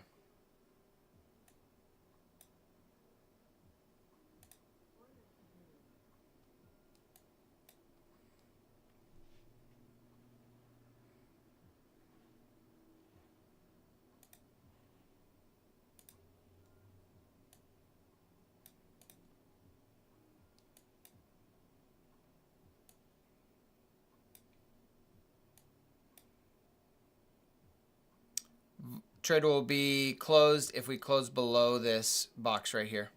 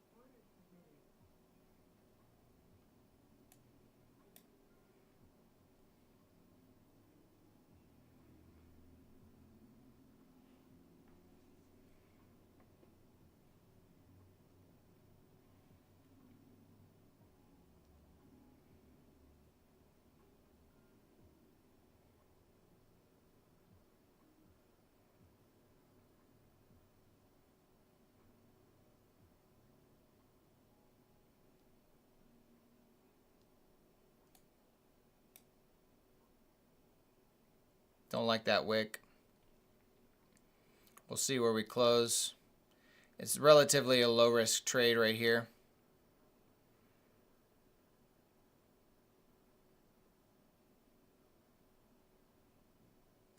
Didn't close green, which is what I wanted.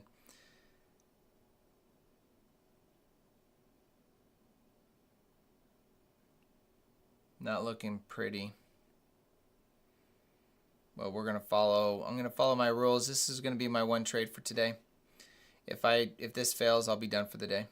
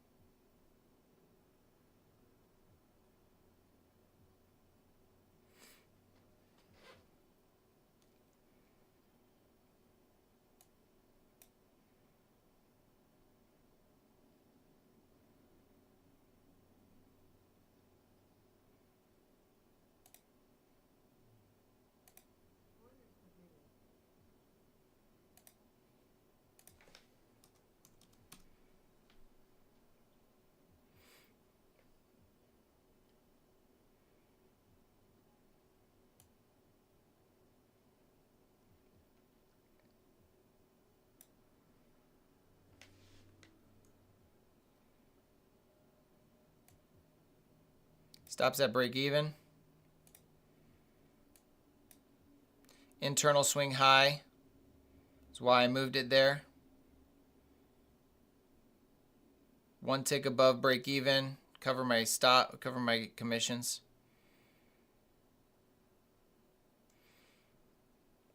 I have my first TP at 20 handles. If it can get us there.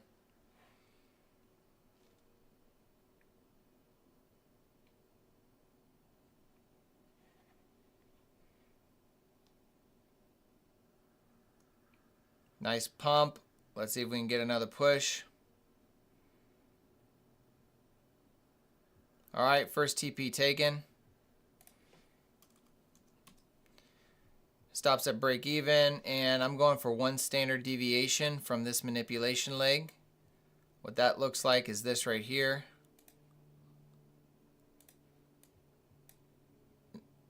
We're going to target this level right here. Or when ES hits its equal highs. Those are going to be my two levels.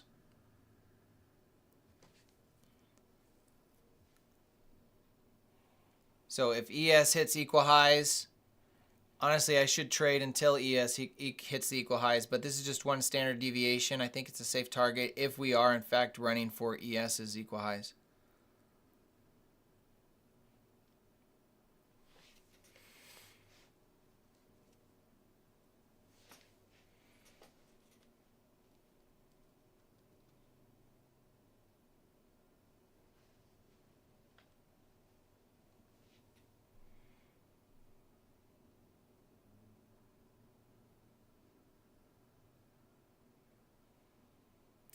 I could sell right now and I could be green on the day and come out of the red, but I really want to see if ES is going to push these for these highs right now.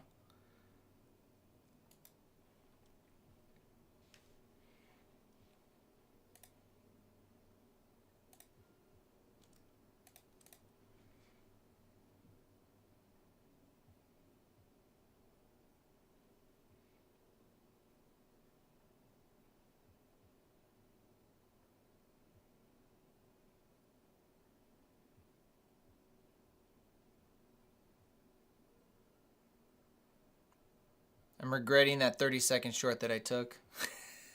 I don't know why I took that.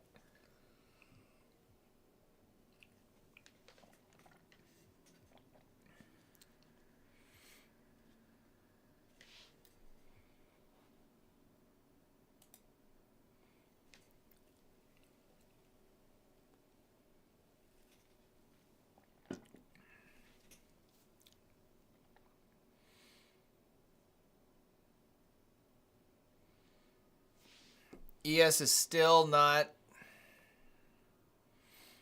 gotten broken through, but we're starting to see a swing low taking place. We'll find out in a minute and a half if we get a swing low on ES from that breaker.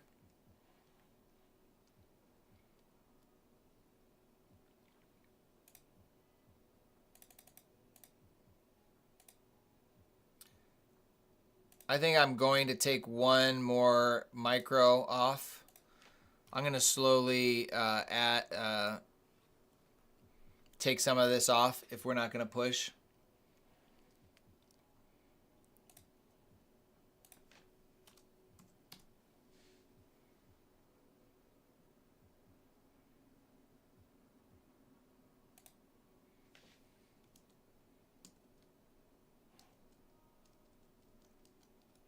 All right.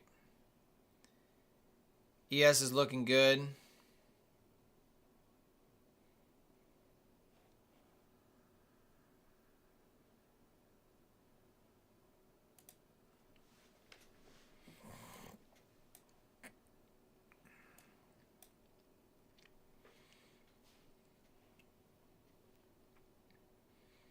I really want ES to be aggressive in the last 30 seconds of its 5-minute candle.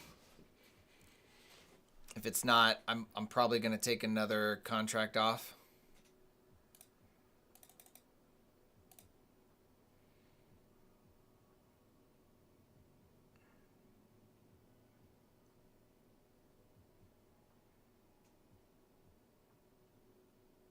I'm gonna take a couple here off. We got 2 left.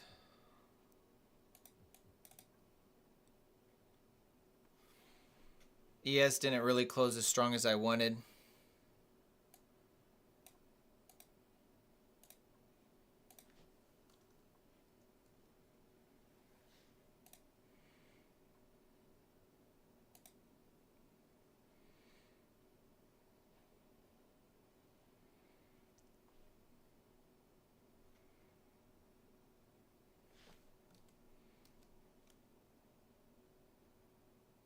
All right, I'm willing to let this play out however it goes.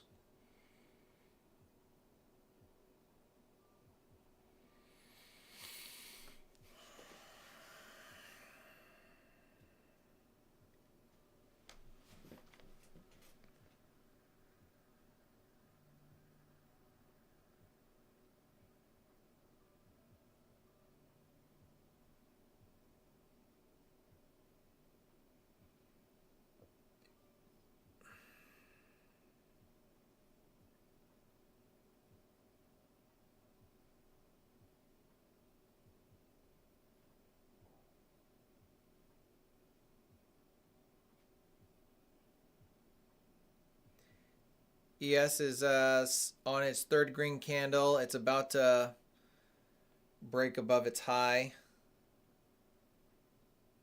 It's looking strong.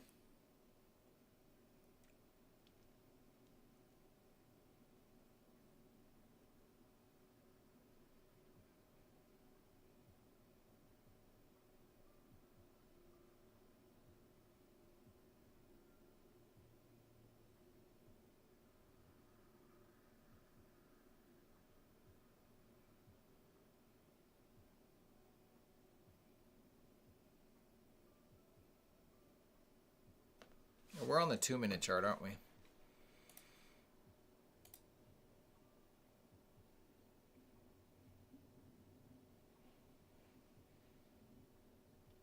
Come on.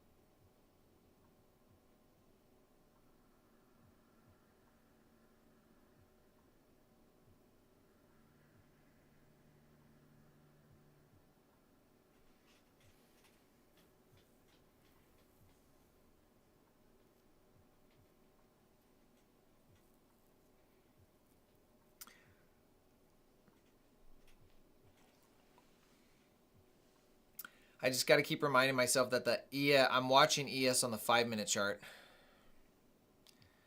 ES on the 5-minute chart is takes a little more time for things to play out.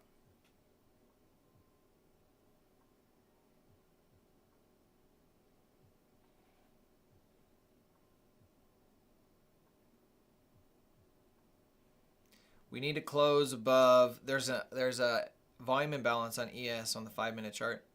We need to close above that. That price is 6,081. If we can close above that, I think we might see price run the highs. We got 30 seconds left, and it doesn't look like it. Oh, we got 30 seconds. We'll see what it does.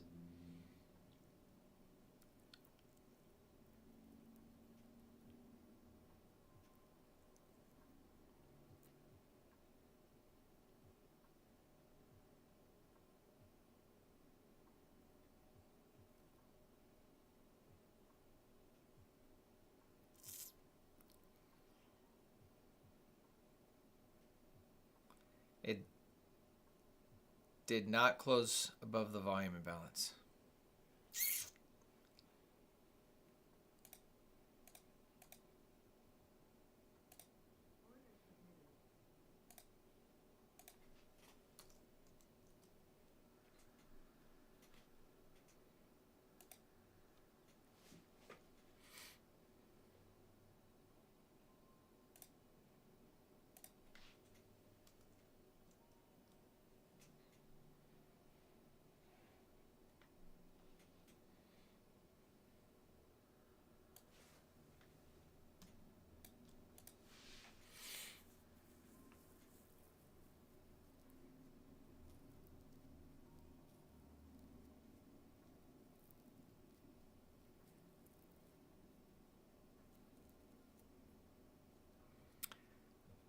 Took one final contract off.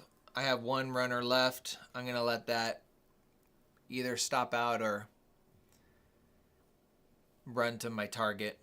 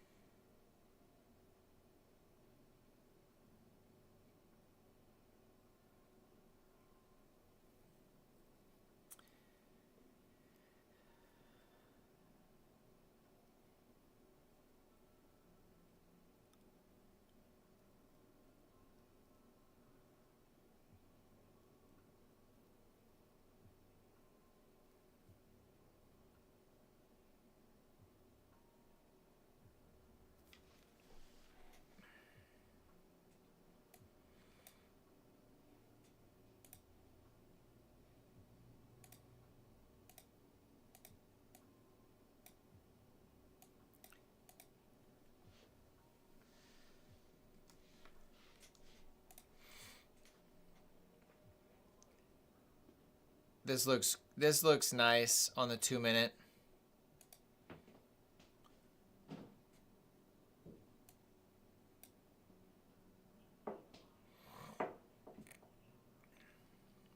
Does Apex allow you to count rather than having to reset? Yeah, you can buy as many as you want, Tony. You can buy 50 eval accounts. I never reset my eval accounts. I don't reset them because it actually costs more than buying a brand new one.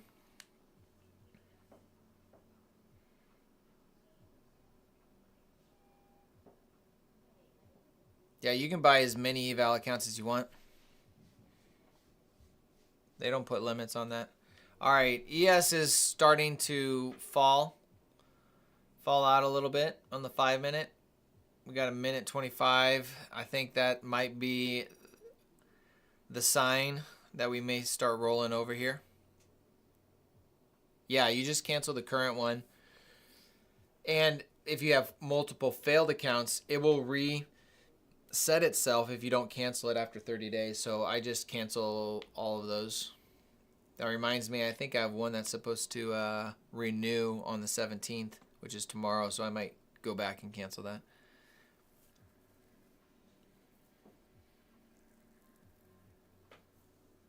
So the 2-minute on the NQ looks really nice.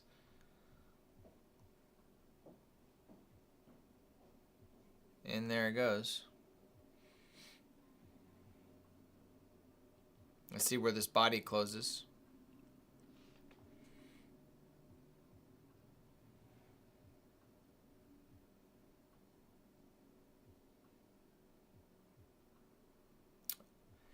ES is retracing all of its. This sucker is going to close green. If you're not watching ES right now. Oh, yeah. This sucker's going to go. Oh, yeah. Oh, yeah. Come on. Let's do it.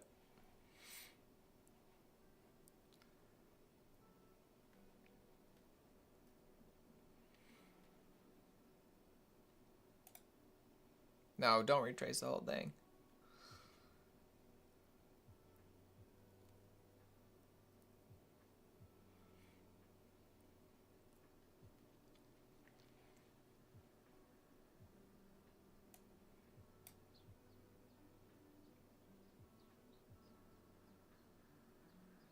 So this target is 50 handles. I might extend this depending on if we start breaking out on ES towards the equal highs. I will move this higher to target it with an equal high grab of NQ.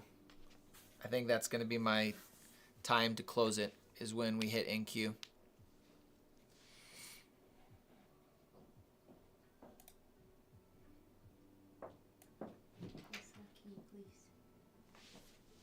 Let me show you. I'm going to grab and change the screen so we can see ES as well. I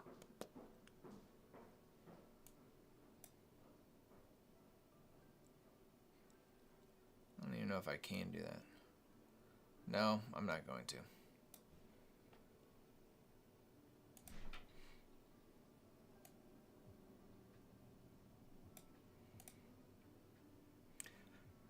These are the moments I wish I had the balls to hold all 5 contracts. I'm getting there. I'm getting there. Ugh. Oh, man.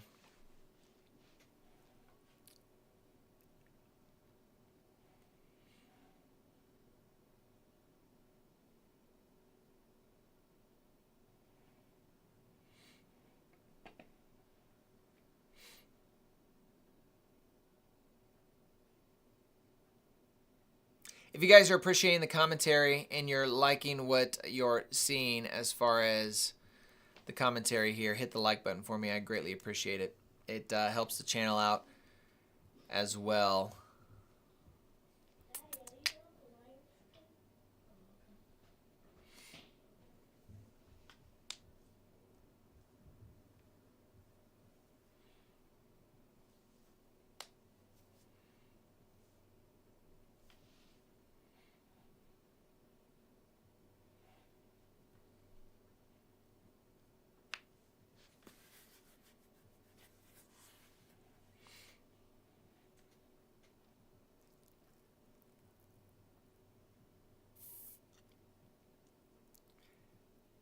Came into this this 2-minute fair value gap. Kane, I took the 1-minute inversion right here. There's a 1-minute inversion to the upside. We closed above and took that long.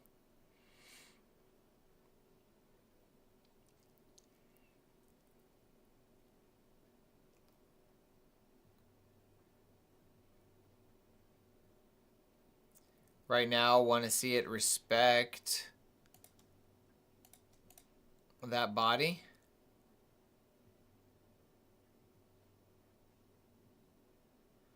Chart trader, welcome. I've never done a 1 standard deviation from the opening range gap. From the opening range. The price action within the first 30 minutes. Yes. Right now, I'm targeting not this high. I just have it sitting here at 1 standard deviation from this manipulation move right here. But I'm looking at ES for ES to hit its equal highs. That's my target. That's the target I'm waiting for on ES. Equal highs on ES are sitting at 6,087.50. 6,087.50.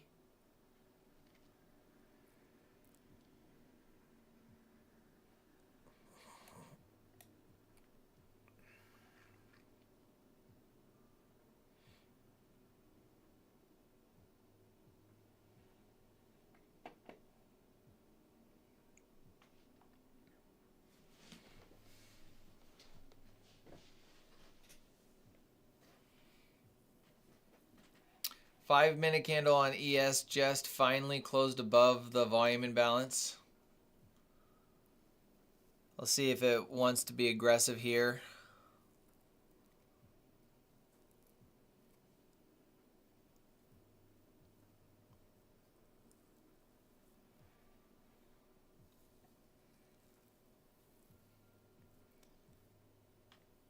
For those of you joining, we took this 1 minute 1 minute inversion fair value gap right here. This candle close, we closed above this inversion fair value gap, and we went long right there. We did 10 contracts, sold most of it right here. Unfortunately, I sold 4 of my 5 remaining contracts in this consolidation.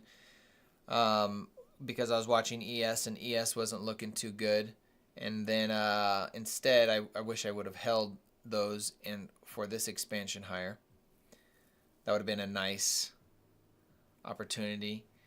ES, I'm not sure what it's doing right now. We're just kind of consolidating. So I'm letting this one contract play out, see what it wants to do here. If we close below this inversion fair value gap right here, we should run these lows and I will be stopped out. So if we close below this, I'm going to close my trade.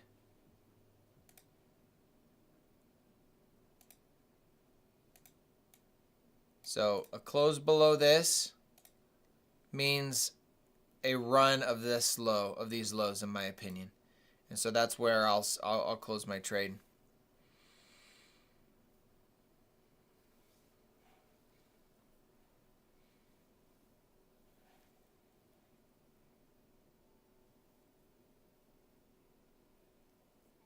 You bet. All right, Candlestick Burns. I don't know your first name. Do you want me to call you Mr. Burns? Mr. Burns. I like Mr. Burns.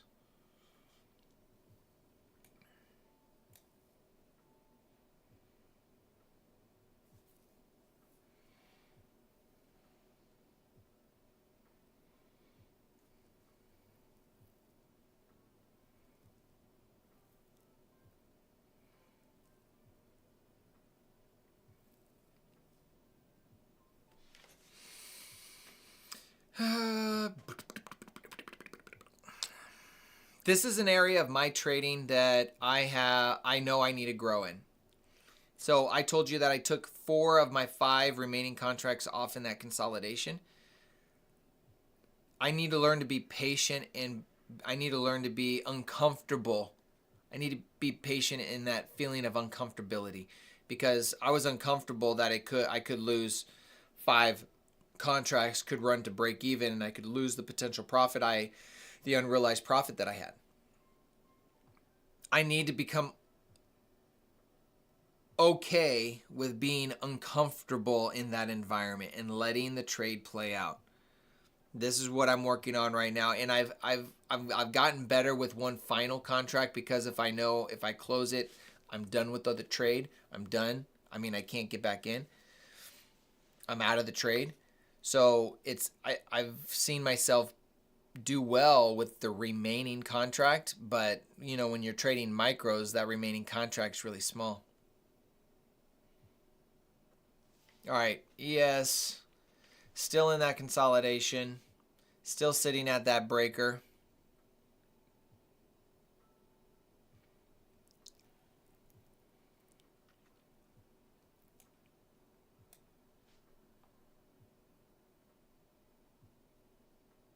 You've been watching and cooking breakfast.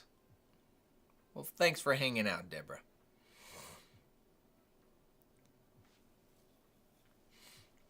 Yeah, this is as much a learning experience on my end as it is for you guys on when we start taking that, our profits in here, because we're concerned we're going to get stopped out. That, man, it's just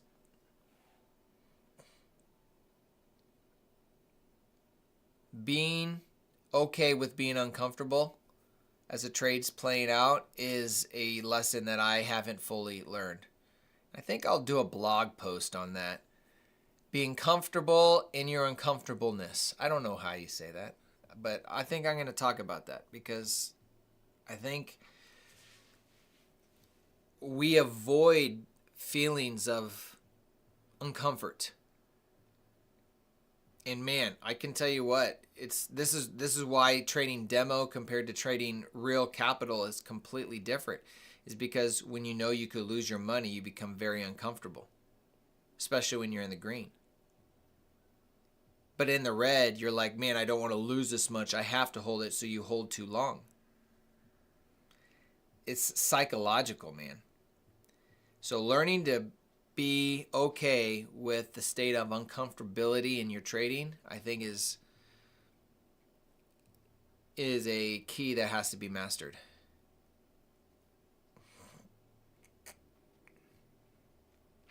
Got to be numb.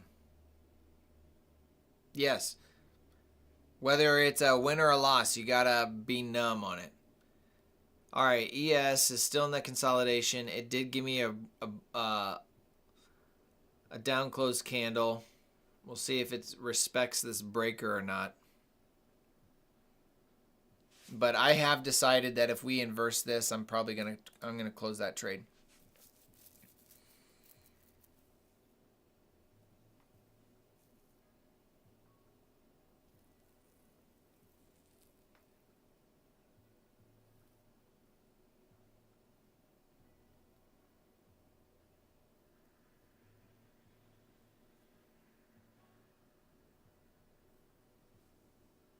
Yeah, ES is falling off from its breaker. There's our close. Yeah, I'm going to go ahead and close the trade. Wait, did I? Oh, I removed my stop loss.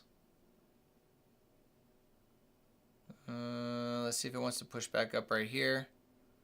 It doesn't. Yeah, we're going to close that. All right. We're going to be... That's it.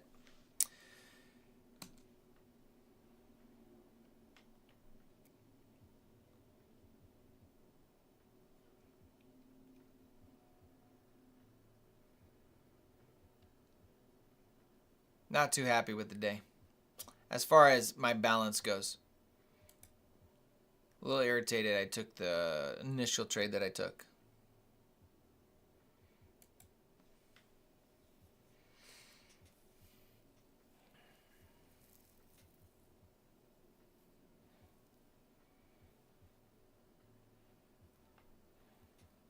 Oh my gosh. Look at that. All right, so let me show you ES now. This is ES. It was down here when I closed the trade because we closed below that inversion. And now it looks like we're going to be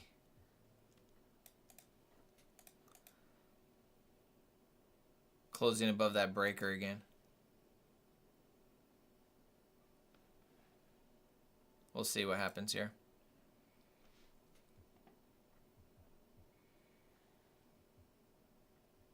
Uncomfortably numb. That's a great way to put it.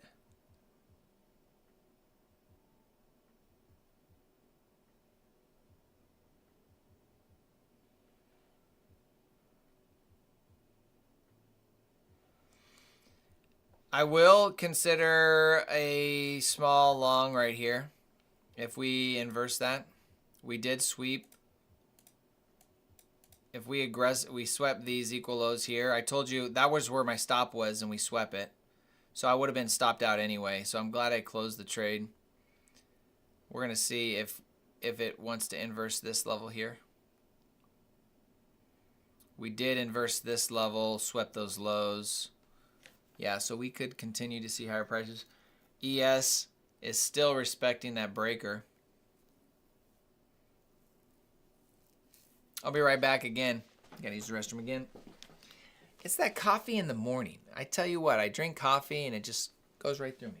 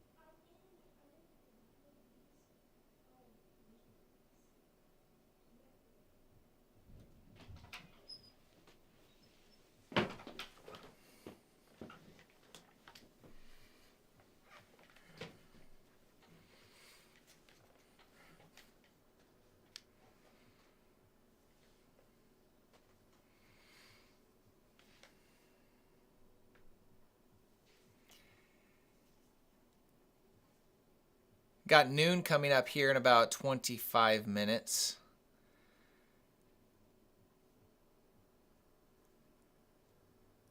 I almost guarantee you that noon. So the way the noon macro works is typically it runs against those that are profitable, and if anybody's profitable, I think the longs are profitable right now, so we may get some aggressive down closed bearish price action. ES, we're still inside this breaker block, which is right here. Officially, the breaker is invalid when we close below this. Honestly, when it closes below the midpoint, I really don't like it either. So we're still above the midpoint. So we could still see it run the other direction.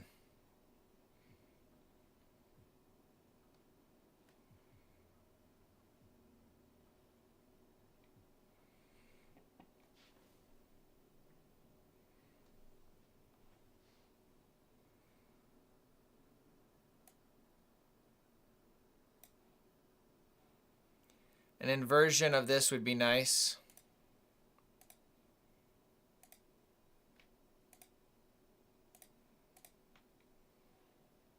So there's an inversion of this 1 minute right here to these swing highs.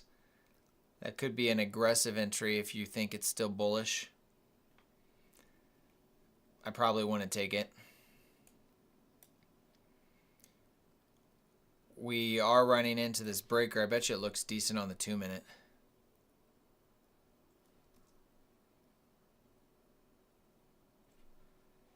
So this is a nice 3 minute short right here.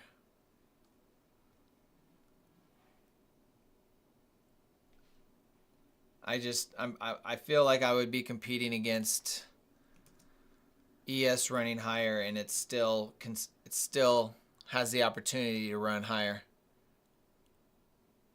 Yeah, there's a bearish breaker. I mean, not quite.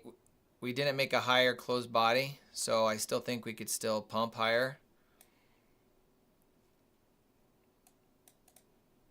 We ran these equal lows here. Low resistance liquidity here. ES is still in its breaker.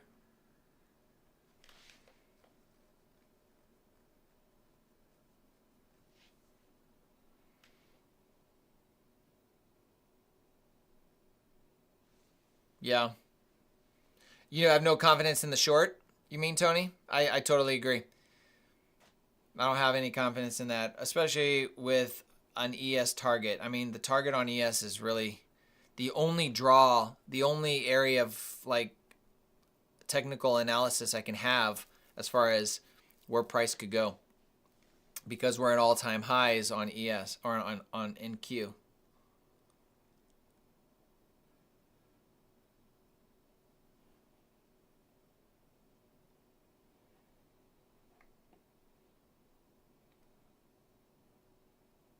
I like this order block right here. If we can close, if we close above this, this would be an order block, and that would be nice.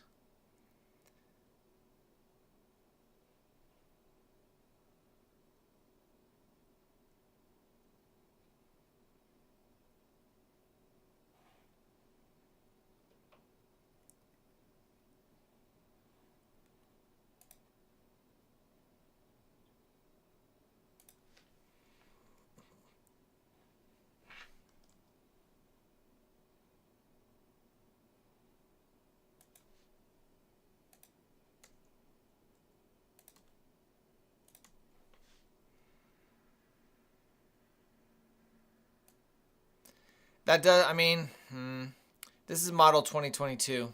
Just going against where I think things are going to go. I need to see what ES is going to do.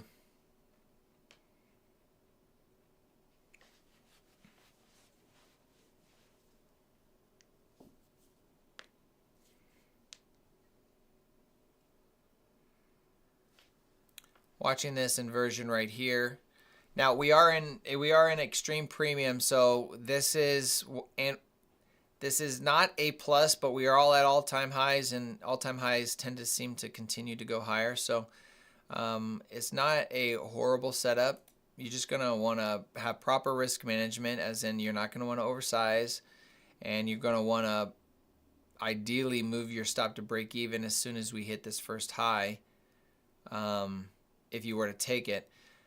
This is only 5 handles here, so the risk to potential reward is nice. It's a 2-to-1 risk to reward about. So I mean, it's on a risk management perspective, it looks good.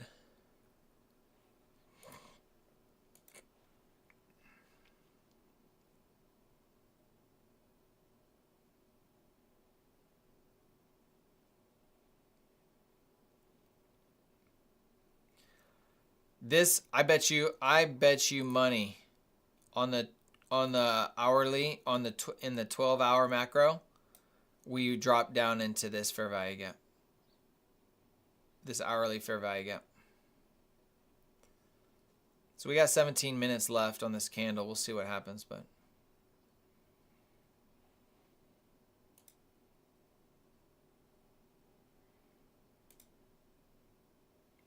and then the 15-minute did come down into its fair value gap. So this could also be bullish price action as well. So we wicked into this fair value gap on the 15-minute and could see some higher prices from there.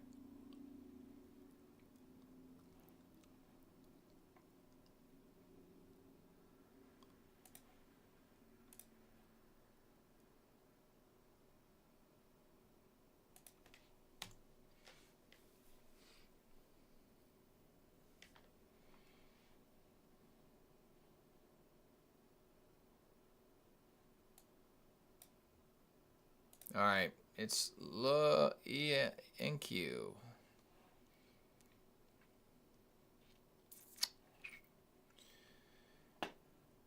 This looks nice for displacement lower.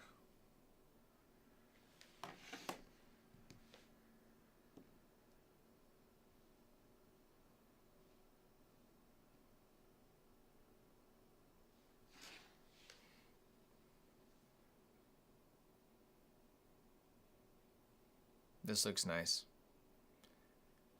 This looks aggressive.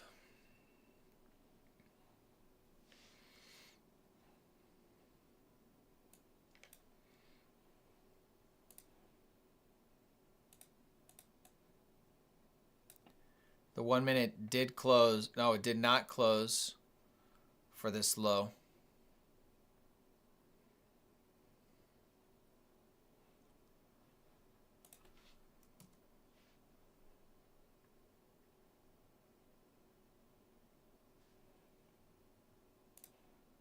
I like this right here.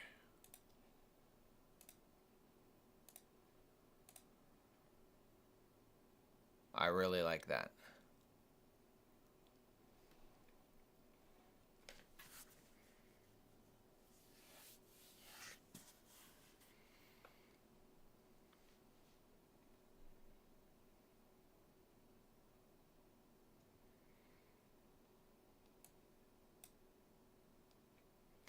It may not get up to here. It could just do an institutional order flow entry drill right here, just a little wick, and then expand lower.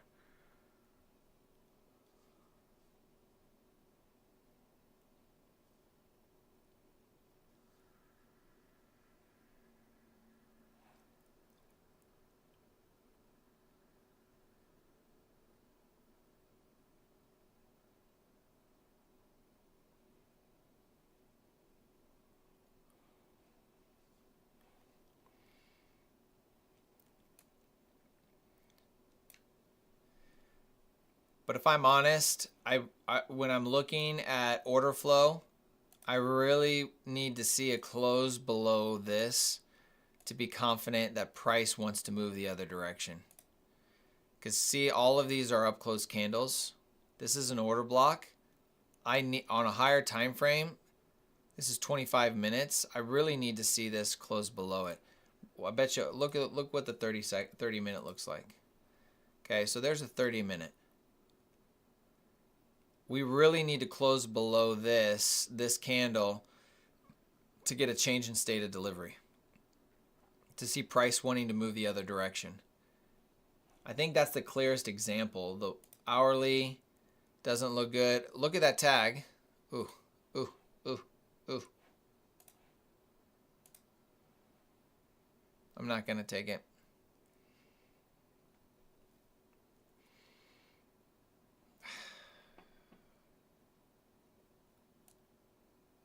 I can't take it. This looks really good.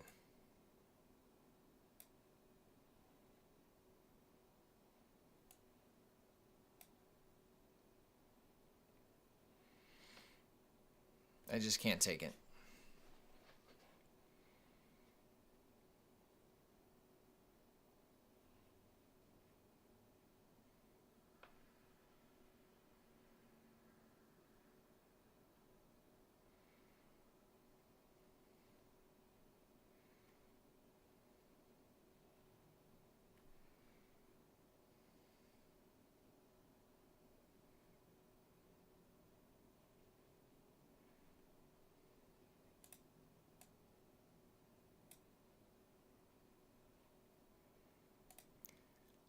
Okay, I think I'm going to take that now. Let's see what happens here.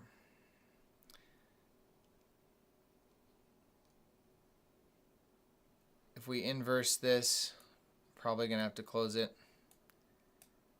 It looks really good. I think it's a risk worth taking.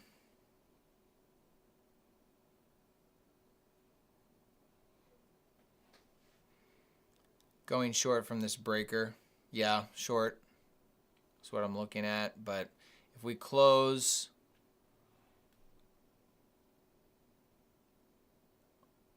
yeah, I'm going against my bias on ES, so I'm just going to have a tight stop.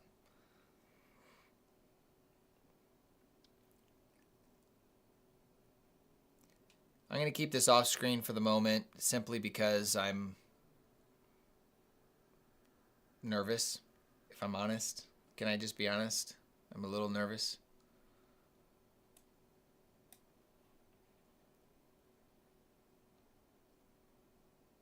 And I'm taking some heat right now.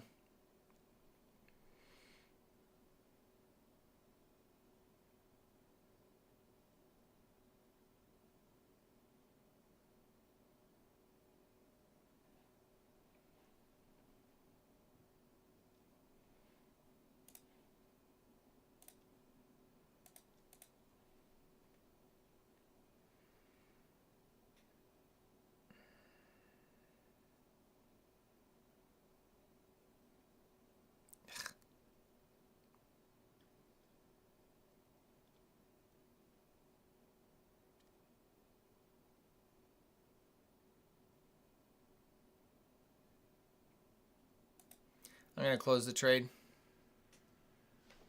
Yeah.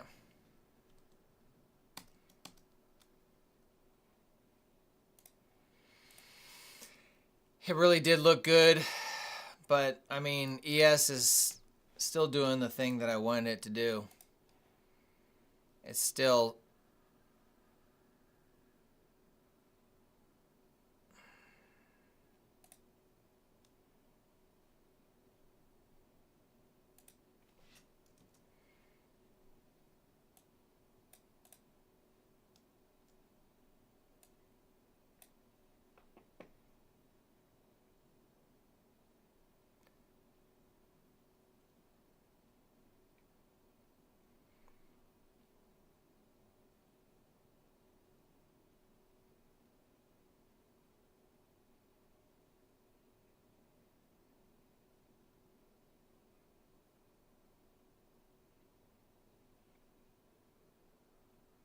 so we closed right on that level there. So that's a no-go for a long from me.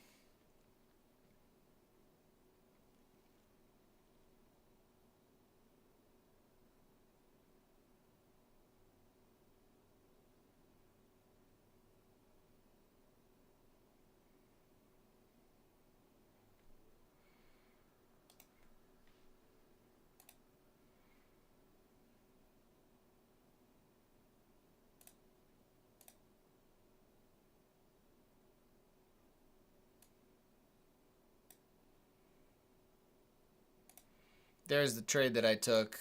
It just didn't work out. So went long here. Went short here.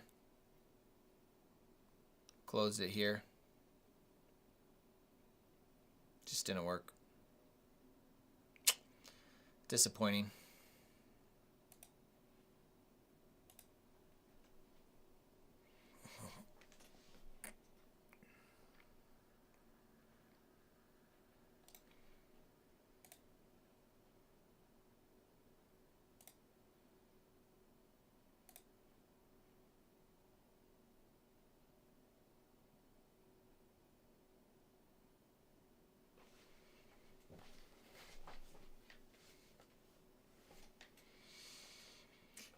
Eight minutes till noon. I'm on here way longer. Price action's just, it's not bad. I just feel like it's taking its time to give us the setup that's the money maker. I mean, we had a decent, we did take that decent long here. Right here. That was nice. It eventually would have stopped out at break even right here. So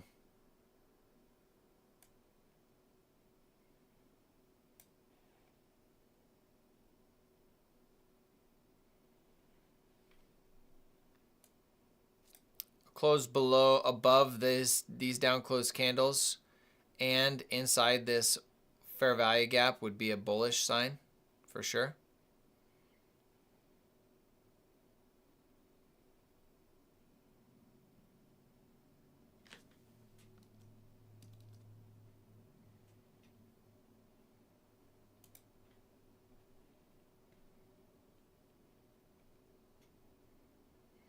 I feel like if I take it, I feel like I'm chasing.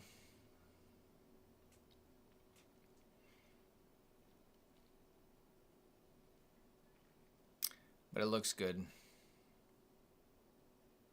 And it's in the macro time.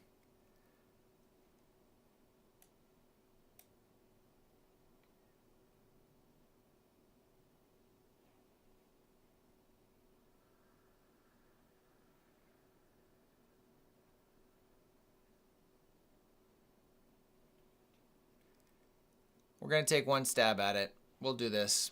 This will be my last trade.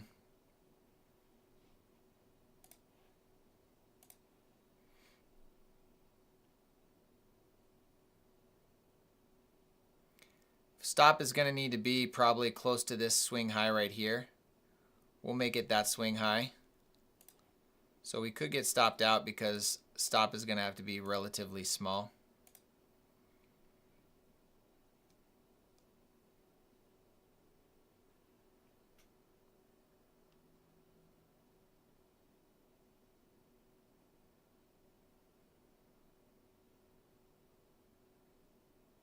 There's a swing high, internal swing high.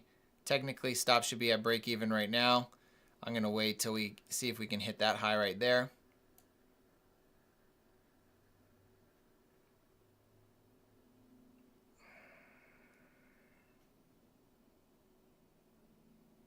This is a new 5-minute candle. Could be some manipulation here.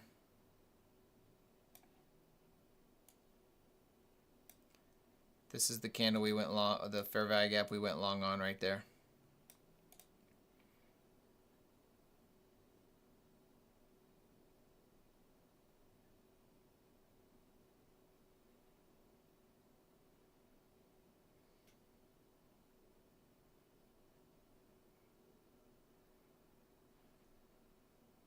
All right, so stop. Yeah, we need to move it to break even. Yeah, all right, we're going to move it to break even.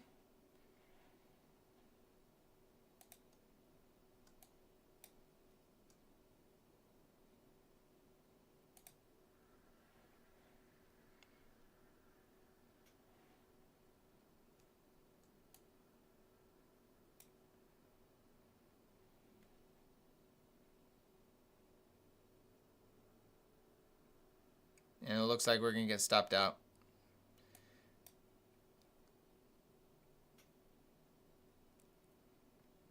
So stopped out on that one candle. We're going to be done for the day, folks. That's going to be it. we're going to step away, come back tomorrow. So thanks for being here, guys. Stay safe. Keep trading safe. We will be back again tomorrow, more than likely tomorrow, with Christmas around the corner. So we should be good on that. Like and subscribe. Consider that, guys. And then use the code DTJ to get 80% off on your next eval account. So God bless you guys. Stay safe. We'll see you next time.